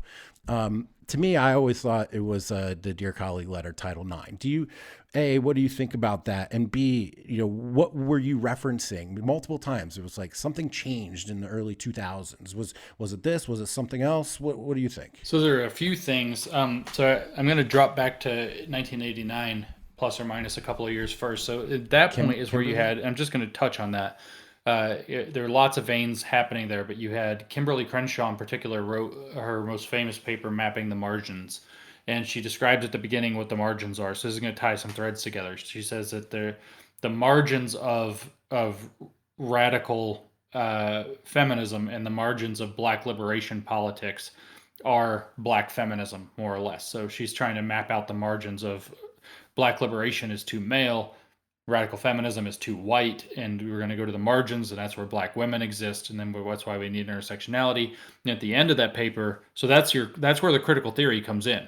And then at Mm-hmm. the end of that paper, that radical activism, at the end of the paper, she says that the point of intersectionality is that it's a provisional concept that links contemporary politics, by which she means radical identity politics, to postmodern theory. So something very, very radical happened there. Also in that paper, echoing bell hooks and other black feminists, she takes very much what is in disability studies called an identity first model of identity politics, which is that your identity comes first. Your group identity comes first. So you're no longer a person who happens to be black. You are a black person. You are no longer a woman who happens to be black or a person who happens to be a black woman. You are a black woman. And that identity, you're no longer a person who happens to be deaf or who happens not to be able to hear. You are now a deaf person. and that putting the identity first thing is a subtle linguistic change. She says that it carries a tremendous amount of importance. So this is where you started to have the reification of identity categories. Can we also Now, just point out that the one of the last lines in her 1989 paper is white male power is implicit and understood, right? That right. that also gets carried forward, and we're going to talk about that still too. But that is an essential element to, That is an essential element. yeah. So then you have another major event that happened that was very quiet in the early 2000s. I want to say 2003, that it's kind of like on the scale of the dear colleague thing, which comes later.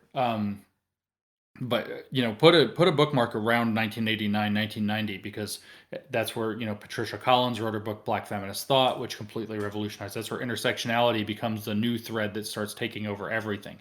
Um, and the reason is because it turned these radical, political projects that problematize everything into problematizing each other, which just they had their like this a psychological blowout over the fact that they were problematic themselves, and really like turned themselves into a cult, realizing their own complicity in evil. So that's like psychologically what happened. So 2003 or so, there's a Supreme Court case, Bollinger versus, I can't remember, but the decision was essentially the question was about, is affirmative action constitutionally defensible against the 14th Amendment? And the answer came out to be no.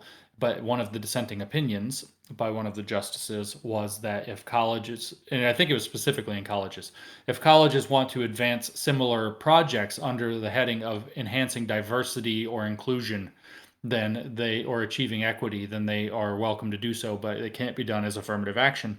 And so all of a sudden, diversity, inclusion, and equity went from being something that was in the theory but not something that was massively focused on, to becoming one of the most important topics for all of these activist scholars all at the same time. Because you could have a diversity, equity, and inclusion office that did the same thing as affirmative action, even though you couldn't call it affirmative action. So you had this legal workaround following a dissenting opinion from a justice. Got it. And so then like you said, there's the Dear Colleague letter is very significant in 2011. But now I want to pause. Rather than focusing on a single event that crystallized anything, I actually want to flash back and realize that 2011 is 22 years after 1989. So you've had an entire generation of academics. A generation of academics, it takes about 6 to 8 years to get a PhD, or five, I should say 4 to 8 years to get a PhD for most people. Then it takes about 7 years to start getting your real academic legs and get to tenure. So you're talking about that generation of students who are starting to get educated in their PhD programs right when intersectionality started to take off, coming forward through the early 2000s. The shift was documented very clearly. By 2004, there were already papers very clearly being written that there's a new way of thinking about everything to do with this, and it's intersectionality, and we're going to go with intersectionality now. The shift has occurred. All of feminism, all of this, so you have all these new PhDs that are being minted coming out of the mid to late 90s into the early 2000s, who have all been educated on the idea that this intersectional approach that fuses critical theory and postmodern theory is the one true way to analyze these topics. And you have this thing with the equity stuff all blossoming as on a connected project as a result, starting in 2003. So by the time you get to 2011, the phrase you might say is in the water, but the phrase we use in the book is that it had just become known knowns. So the activist scholars who are working by the around 2010 plus or minus a few years just completely accepted the idea that the what we now call applied postmodernism or critical social justice way of thinking about the world is correct. It has 20 years plus of academic pedigree now. Every scholar that was working on these topics is thinking about it in these ways. It's well established literature. It's come to maturity. And so now you have the change becomes that people just start at the academic level and activist level, just start taking it for granted that it's solid and true. It's a subtle change. It's not like some event happened. Of course, the Dear Colleague letter did operationalize it. No question, it operationalized it. Then the legal precedent for creating diversity offices and such then spiraled out of control very, very quickly. So that was definitely a precipitating event. But it's almost like, I don't know, this is a chemistry analogy, so I'm going to lose like almost everybody. But it's like the solution had already been chemically changed, and then the dear colleague letter would be something like dropping, a little bit of metal or something in there that causes the precipitate to suddenly come together in shock and sink to the bottom. So it's like the chemistry had already changed in terms of what the academics and activists were thinking. And maybe something like the Dear Colleague letter or similar things. I think Black Lives Matter was another big one in 2015 that did this for critical race theory. Something comes along and causes all of a sudden a solution to evolve a precipitate that's, if it was a chemistry, you'd have something that's all like a clear solution. The chemistry's already happened. You drop in the catalyst, and all of a sudden the whole thing turns cloudy white as the precipitate forms, and it obviously changed into something different. And that something like the Dear Colleague letter and the operation of Title IX certainly would have been a huge one in terms of the university architecture and creating these diversicrats, as some people call them, this diversity offices and the bureaucratic infrastructure there. And you're right, there is an undoubtable explosion in all of this stuff that takes off. Like if you think of it like the virus or whatever with exponential growth, it's slow Yeah. and then boom, it's out of a cannon.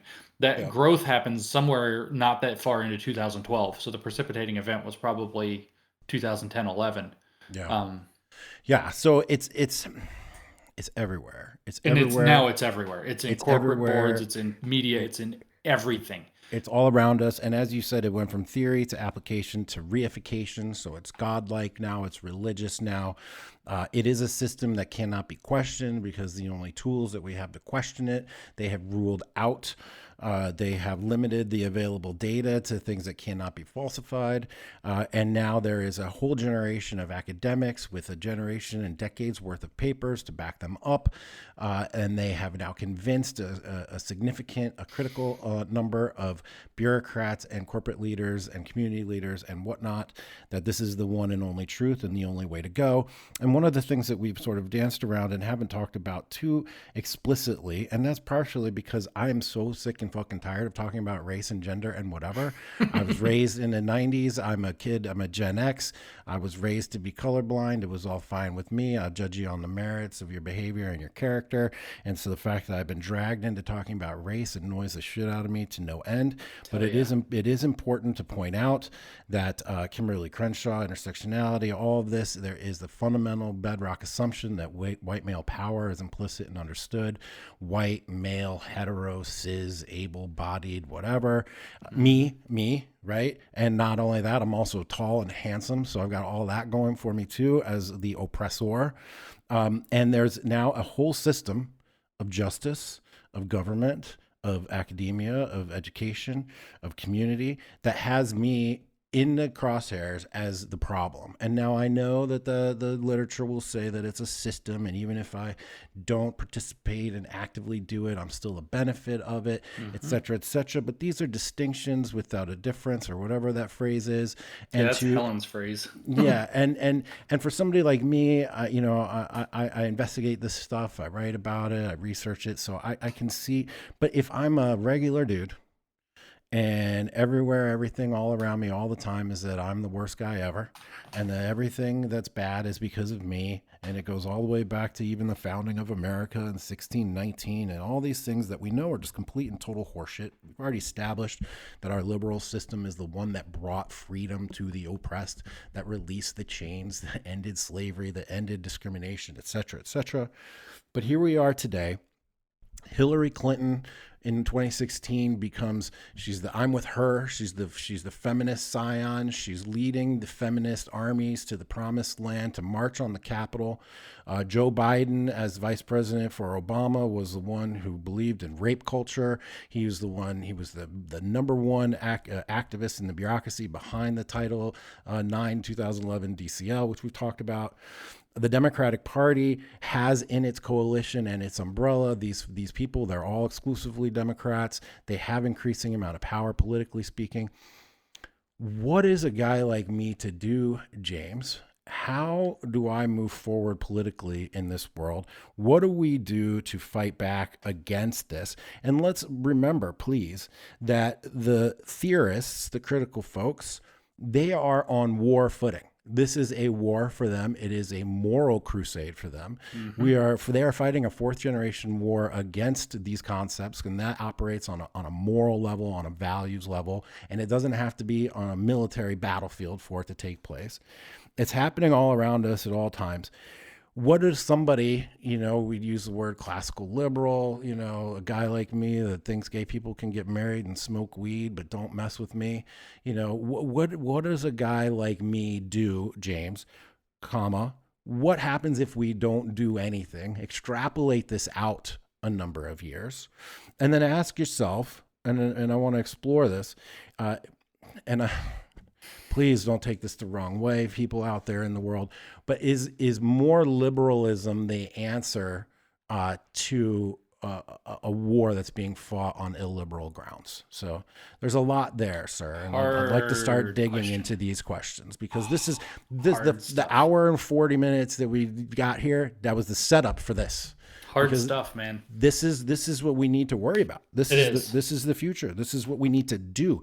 Put the critical into your thing, into your philosophic work. What do we do at this point? The mission that I set out for New Discourses, as far as its engagement with critical social justice and critical theories in general, was originally articulated as expose, explain, and articulate alternatives. I don't actually think, despite the fact that it's worked into everything, that it's very much wormed its way into a lot of the Democratic Party establishment and so on. I don't actually think that a lot of it's terribly popular. Now, there are a lot of people who sympathize with it, obviously. And to your point, by the way, that you said, this adding to the difficulty, that you said that, Crenshaw points out that white male power is at the center of all of this, and that makes it so that there's no options apparently on the table, because no matter what you do to defend yourself, it will just be claimed that you're asserting your white male power, which is the specific thing that needs to be taken down. So therefore, you're just actually reasserting the problem, no matter how reasonable or fair or civil or anything else you're being. So we are in a particular bind, and I am trying to figure this out. So one thing that actually has to happen is that it needs to be exposed that this is happening. I don't know why people don't believe it's happening. It's actually driving me crazy. It's probably the real reason my eyelid is fluttering rather than exposure to the theory. Is that literally I get gaslit all the time. Like, people are like, this isn't really happening. It's not really important. It doesn't really matter. And it's like, how do you, what? I can't understand that cognitive dissonance at all. I would rather everybody understand it, then I don't have to read this crap anymore. Yeah. So we have to expose that it's actually happening. Yes, it's taking over state governments. Yes, it's happening in Congress. Yes, it's happening in corporations. Pretty much any corporation big enough to make payroll on a consistent basis probably has a diversity initiative. Yep. Yes, it's happening in our culture. Yes, it's happening here and there. So we have to be able to expose that, yeah, this is here, this is there, this is everywhere. This is actually what the thing is. To do that, you have to be able to explain, like we have done for the last hour 40, where we've just explained what it is. We've explained how it thinks. We've explained, yeah, really, they are playing a different game. They are at war to overthrow our system and replace it with their own system. And so you have to be able to explain the way they think. That's why I'm writing that encyclopedia on New Discourses. You have to understand how they think, and that this is a different game, that they're using the words differently. You have to understand it and be able to explain it to people who are like, well, frankly, sympathetic to it. They're like, well, they're trying to talk about the right goals. They kind of have a point. You have to be able to explain to them in detail that this is not what you think it is. That I've phrased it before in a public talk, that the picture on the box doesn't match its contents. Right. It's like going and buying a cuddly little mogwai. That's what you think you're getting, and it turns into gremlins at night. It is really, and it is gremlins. Yeah. It's the ideological equivalent of gremlins. And the third thing is you have to give them an alternative. You can't just say, oh, well, this sucks, and leave it at that. You have to give them an alternative. And I do think actually that more liberalism, but liberalism properly articulated, is what it takes. The podcast I was just recording before I talked to you, just for myself as a solo one, was actually talking about, for example, just the principle of charity. They make an argument, and I get this all the time, and people are like, you can't dunk on that. They're just saying this totally reasonable thing. And it's like, it actually has a denial of objective truth buried right in, like not even buried, like the first paragraph. It is not just that. So you have to be charitable to their argument a little bit, but every single time you have to blow up their activist agenda. And what I actually advocated for in that is that we have to. I don't know if you've heard of the Mott and Bailey construction, where the Mott is the super defensible thing, and then the Bailey is the real activist agenda that makes no sense. So when they get criticized, they hide in the defensible thing. Oh, we just want a fairer society. And the second you stop looking, it's like they're remaking fucking Congress in terms of their agenda. Yeah. What I said is we have to steal their Mott. We have to steal their Mott. We have to be able to convince people who are sympathetic to it, not only that what they're doing doesn't matter, it's gremlins inside of a box with a mogwai on the outside of it. We have to also be able to convince people that the thing that they think that they're doing, the minorities they claim to be standing up for uniquely, and the only people who are really standing up for them, that those people are not being spoken for, they're being spoken over. I talk to you can't even say stuff like this anymore. It's hilarious. I have black friends. And I talk to my black friends that they don't like woke. They hate it. Yeah. They can go right down the line of the lived experience. Yeah, I have those experiences. Yeah, this is what it's like. This is how it is. This is what it is. This sucks. And yeah, hell yeah, I experienced racism. The whole thing. They can go through the whole thing. And then at the end of the day, they hate the woke thing. And what they say is it's trade. They've just had to trade one set of masters, the white supremacists, for another who tell them how they have to think, because they have to think like black critical theorists, or else they're not authentic black people. They even took Kanye put on a Make America Great Again hat, and they said he's not black anymore.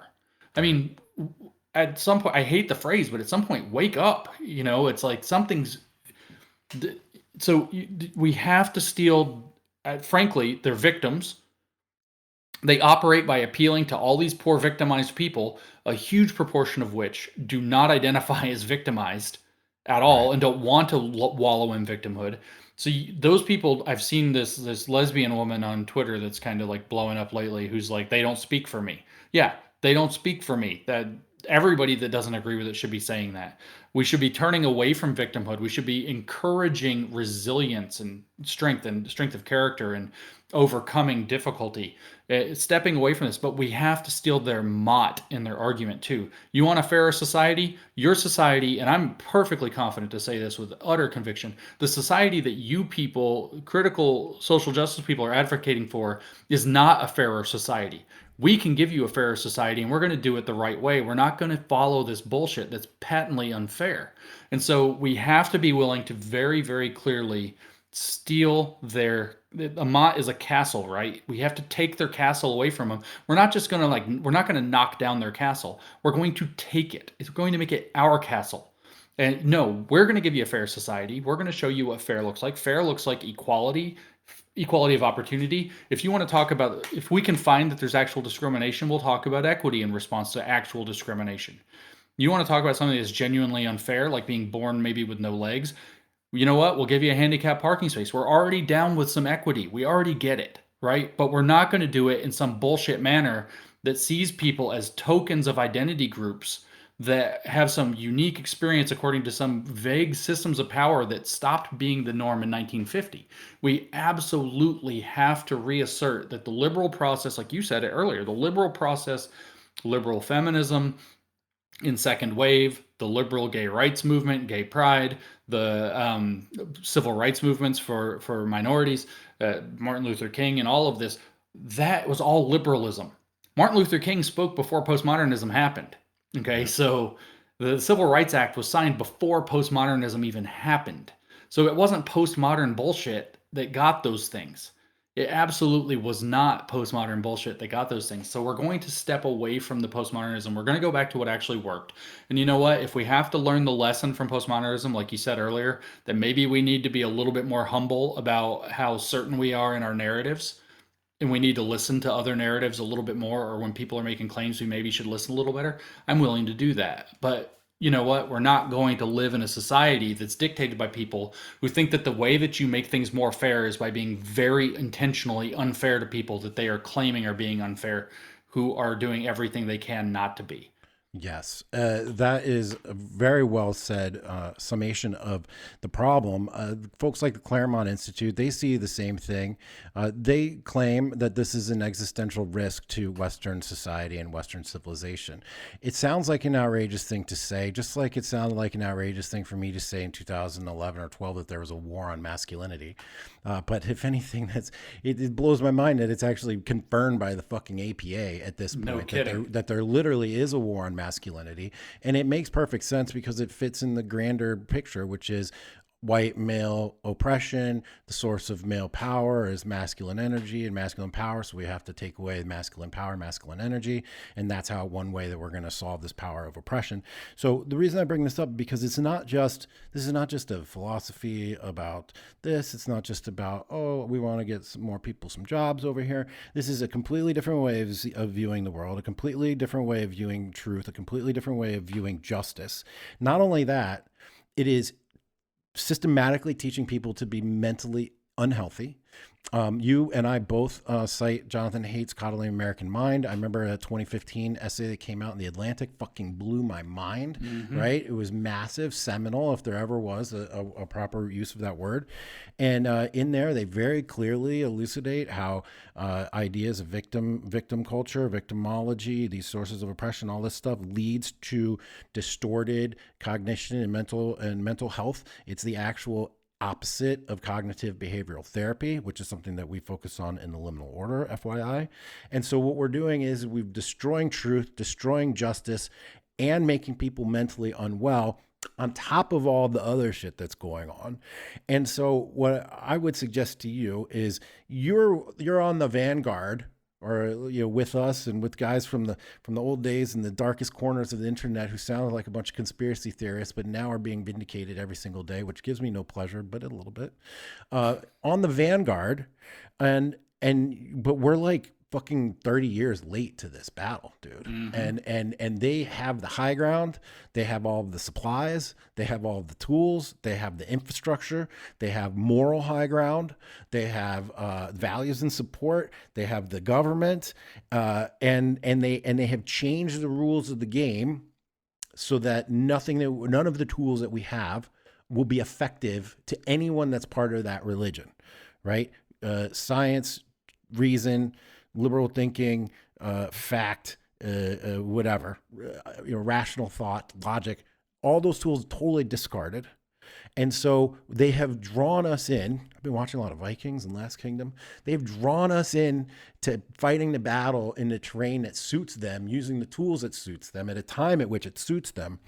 And so I'm wondering, yes, it's essential to define what they're doing. It's essential to write and to educate and to tear it apart.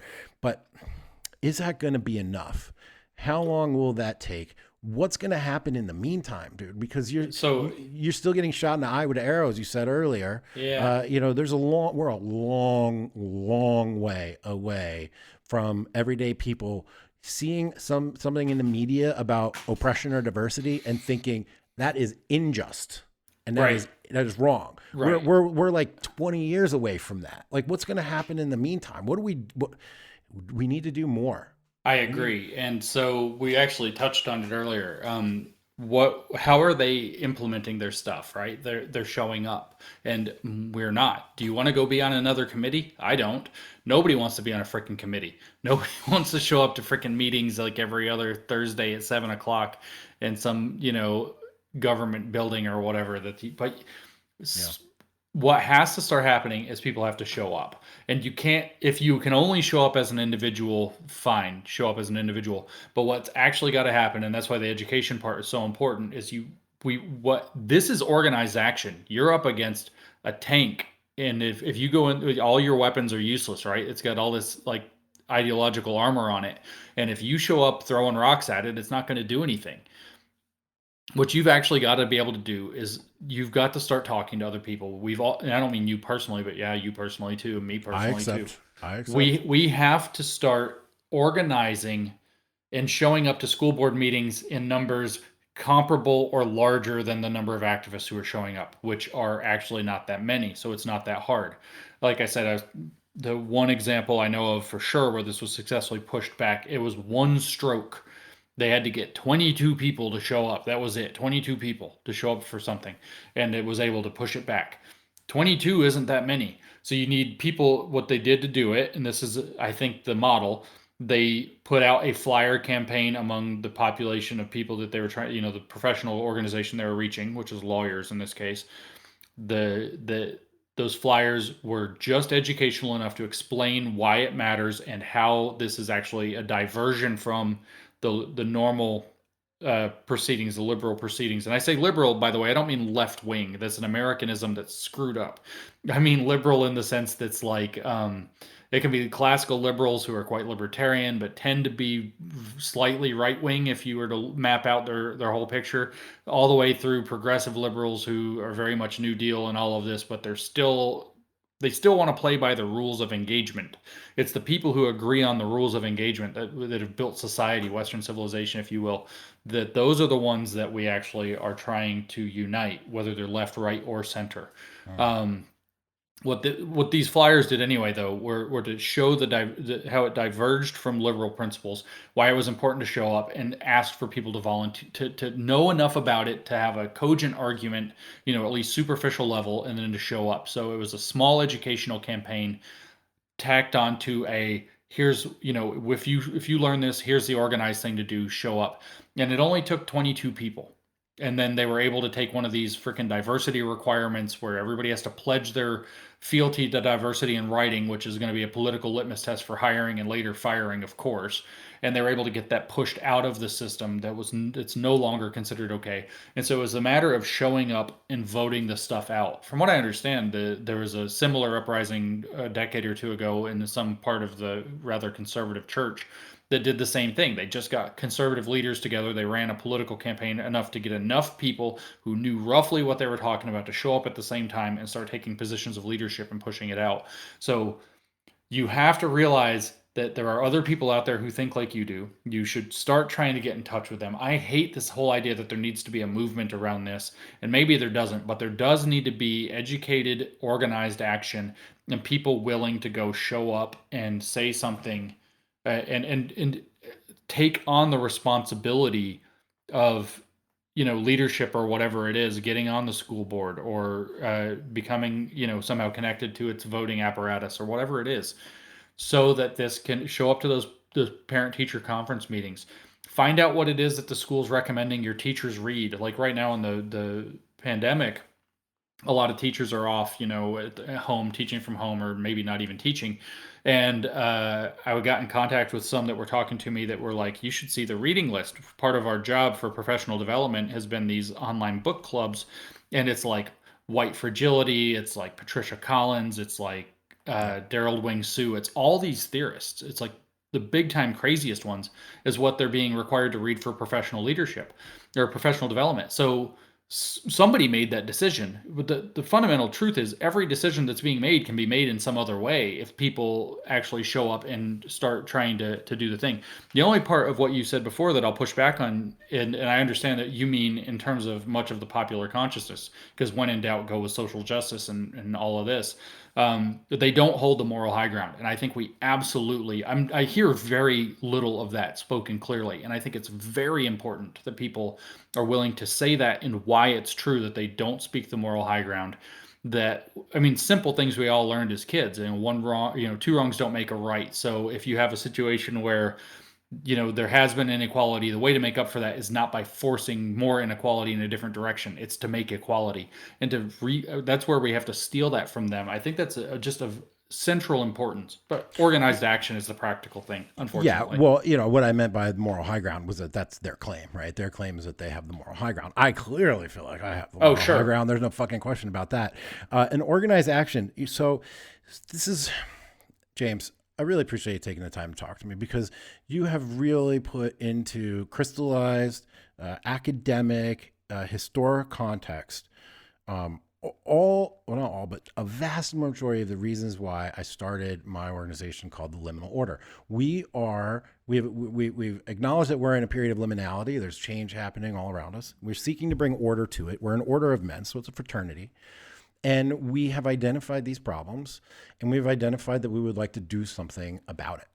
And we have not taken a political activist route. What we've decided to do is to form a community that can put down deep roots in the dark, away from social media, and build families and communities that appreciate the values that you and I have spoken about, and we both are champions of. And good. and this is what we do, and we focus on first building our physical health, our mental and spiritual health, and we educate ourselves, and then we form a community around this like-minded values and these shared values, and then we professionally network from there, and we have a social network as well too. So the whole and like a mutual aid society as well. So the whole idea is that we need to do something to fight back against the theorists, the intersectionality folks, the multiculturalists, as Claremont called it, because something must be done. Right? There's no status quo is a deterioration of Western civilization. It sounds so insane to say that, because that's people would have pointed at you and laughed in 2012 and said you're just some nutso internet freak. But it's actually true. It's actually happening. It's actually true. It's actually happening. You have been working on this. You've clearly this book, Cynical Theories, is the best source, single collection of crystallizing all these thoughts, putting them in order, tying all, making all the connections, showing the coherence even when it lacks coherence, their perceived coherence. This is going to be a very powerful bedrock piece of this future canon that we have to build in order to create literature that will battle the existing literature. So like there's on the ground action, there's fighting back against people like Antifa and whatever, not publicly, but just through victory of living well, as it were. But there's the political activism, but there's this essential thing which you're doing here as well in the academy, is there has to be a countervailing academic literature. There does. And it's funny, it's like all of a sudden the entire existing body of literature doesn't exist anymore, that got us to this point, because now it has to be something that's in response, right? It can't just be, read your Greek political philosophy. No, now we have to actually synthesize it for today in response to all these issues that you've brought up. So there's a certain personal satisfaction I'm getting from speaking to you, because you're, as far as I understand, you're not a Trump supporter. You weren't a Republican. You come to this reluctantly. I feel very similar in that regard, that I never wanted to this battle, but like it came to me. So now I'm fighting back. And I appreciate the professionalism and the high level of academic work that you put into your book. It's something I'm going to recommend to absolutely everybody, because I'm going to send it to my mom, because she thinks, so you're crazy talking about this shit. But no, it's actually real. It's actually happening. And there's actually things that we need to do to make changes. So I'm going to wrap this up. I know we both have time constraints here, but I want to ask you a question. Where do you put this in terms of risk assessment for our culture? Eric Weinstein, very famous about this. He's like, he identifies all these issues, identifies the same problems, is upset about 99% of the same things I'm upset about, but he cannot pull the trigger on Trump because he has a different risk portfolio allocated to the various risk factors that Trump would bring or brings. And yet, to me, and he has said it, and you have said it, it's out there, this is an existential risk to our Western way of life. How can that not be the single number one political priority? And this is why I voted for Trump. Like all the other shit in my book, I'm like, yeah, he's boorish, he's this, he's that. Sometimes it's distasteful, it's hard to swallow. Defending him sucks sometimes. But like, he is the counter advocate to this shit. And yet also voting, you can't vote for Biden, you can't vote for Hillary, you can't vote for the Democrats that have this in their coalition, because they are highly leveraged into their coalition, these people. And so if you're going to, quote, do something about it on a political level, I don't see any other choice but for voting for the candidate opposite of these candidates. And in this case, it was Trump. What are you going to do? And I don't mean this flippantly. I mean this very seriously. Like, where in your risk analysis of the world is this? Is this truly existential risk, or is it more dangerous to have the nuclear codes in the hands of Donald Trump, et cetera, et cetera? Like, this is the discussion that needs to happen. This is a difficult one. So the truth is that I don't actually see Trump as distinct from these people. I see him as an integral dance partner. So the risk assessment for me has to take that into account. I don't think we have good options right now. I don't think we have any good options. So how big of a risk to Western civilization is this? I don't know. It's big. It's also insane. So it has every chance of burning itself out. But on the other hand, it's institutionalized itself very well. On the other hand, culture seems to be turning away from it, so it's losing a lot of its grassroots. Although that's now up in the air because of the pandemic, leads people to go more. All pandemics lead people to become more extreme and conspiratorial in their thinking and all of this, and so that's not good. Obviously, they're pushing equity, health equity in particular, very, very hard as a result of the corona pandemic. Since you broke the seal, I can say that word. Um, so the risk assessment for me, I mean, it's grim, but I actually don't think we have. I can't even tell you. I'm not a fan of voting outside of the major parties because I think it's typically a vote for, whichever candidate you're stealing votes, or the opposite of whatever candidate you're stealing votes from that would have voted that way. Yes.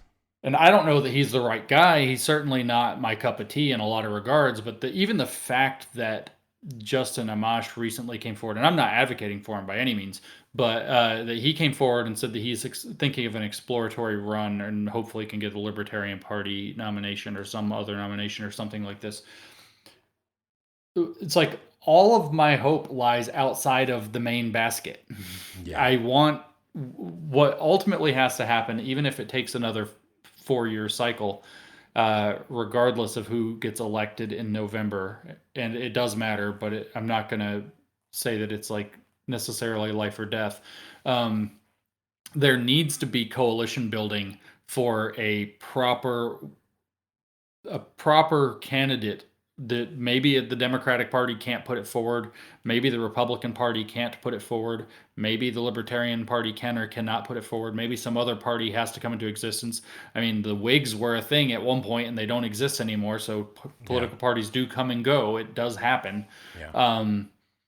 We need to, and again, when I say liberal, I mean broadly from classical through traditional through progressive. So we're talking left, right, and center. But people who adhere to the project of modernity need their own political representation. All of these freaking politically homeless people who are like, the Democratic Party left me, or the left left me, or the right left me, the Republicans left me. There's all these politically homeless people all over the map. They need to start rallying around a single thing, and as soon as possible, somebody that's outside of that normal. I'm not an anti-establishment guy in general, but I see that both sides, and it's funny because I see both sides that are the establishment have taken on anti-establishmentism. And so what we actually need is somebody who can articulate and argue on behalf of a healthy establishment, which nobody's properly doing and which pretty much everybody wants. And maybe it's Justin Amash. I don't have a lot of hope for it. Maybe it is, maybe it isn't. But because I see Trump as integrally wrapped up in the same problem, that these things are literally part of the same orbit. He's fighting on one side. It's like the Proud Boys versus Antifa. It's like I can't pick either one of them. They're like a system of assholes. There is, but I want you to please, I'm asking you to make space in your analysis for somebody like me. I did not want any of this. I have no animosity towards other people. I literally dedicated my life to bringing out better educational outcomes for minority kids in the District of Columbia. Right. But yet, here I am with the crosshairs on me, the arrows in my back. And if I vote for a Democrat, I'm going to get more of that shit. And if I voted for Donald Trump, maybe I get a little bit less. You know what I definitely got? I got a re-examination of the 2011 Dear Colleague letter. That to me was very important. Okay? Sure. But so to say that he's not fighting back, I don't know. I got to push back on that a little bit. But I do see the way that he indulges it as a way to rally votes and such. But there is some element of counterbalancing this that is important. And there's no way that a guy like me voted for Obama proudly. Okay. Supports gay rights, all the stuff. There's no way that I can support a coalition that has any of these fucking people in it who think I am the devil and the source of all evil in the world. And I so hear you. it's a very tough spot to be in, but until there's another alternative, I have to actively vote against the person, or vote for the person who I think is most likely to defeat them. And Donald Trump right now is that guy.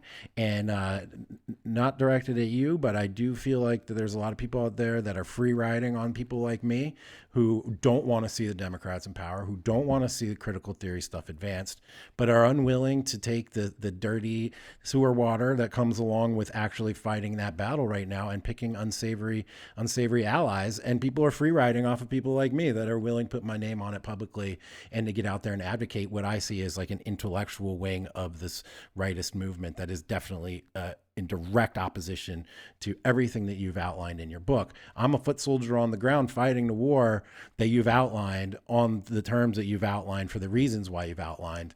And I need to find ways to rally people in support of that as well. And hopefully these conversations will do that. I sincerely appreciate all of your time and energy that you put into this, James. Thank you. Thank you for taking the time to talk to me. Thank you for writing this book. It's going to be very important. It's something you can just fucking hand to people and just be like, shut up, read this, and then get back to me. We can't have any conversations until you read this fucking book. It is called Cynical Theories, co-authored with Helen Pluckrose. Both James and Helen are very active on Twitter. If you don't know, get out there. I love James's persona out there. He's very fun and aggressive. I enjoy it very much. You take a hell of a lot of shit, almost as much shit as me, and you let it roll off your back, and that's a very admirable trait. Find James at Conceptual James on Twitter. His website is newdiscourses.com, where he's outlining all the things we've talked about, creating an encyclopedia, a glossary, defining things, publishing new works in an effort to counteract all this. And get the book, guys. James, thank you so much. I really appreciate it. Is there anything you'd like to say in closing here? I'll give you the floor for the last couple of minutes. Nah, I think you pretty well got it. I mean, like I said, I'm very, very concerned about the place that we're in now. I think we're in we're in a liminal situation, as you said. We're also in a risky situation, and what I appreciate you wanting to throw that book in as many people's hands as possible, because I think it is absolutely key that people understand fundamentally that we're facing a game-changing situation. And I don't think that the end of the rainbow is liberation and more fairness and more equality, but rather at best, something that just can't hold itself together and falls apart like a shambling jalopy of a car with pieces falling off of it. And at worst, it's a boot, so it's not good. Yeah. Well, thank you very much, sir. Yeah, I appreciate it. you. And guys, get the book, read it, give it to everybody that you know, put it on your bookshelf, reference it. It is truly the definitive book that has summarized all these threads and currents that have bubbled up since 2010 and 12. Well, actually, you going way back, but in popular culture, online culture, things that have been bubbling up since 2010 and 12. And James, again, thank you so much. Guys, if you're interested, come down, check out the Liminal Order. That's liminal-order.com, where we address these issues and how to thrive in these circumstances and what to do about it, how to support your family and your community, and hopefully in turn your nation. Get my book, Democrat to Deplorable, which takes all these issues that you've talked about, James, but tells them through personal narrative, interviews, and surveys that I did with people from all across the country who experienced it on the ground. I definitely didn't do the philosophical explanations as well as you did, but I think people can start to see the general themes. Check it out, Democrat to Deplorable. And anyway, thank you very much, everybody. Thank you, James. I look forward to talking to you again, sir. Have a great day. You too. Thanks.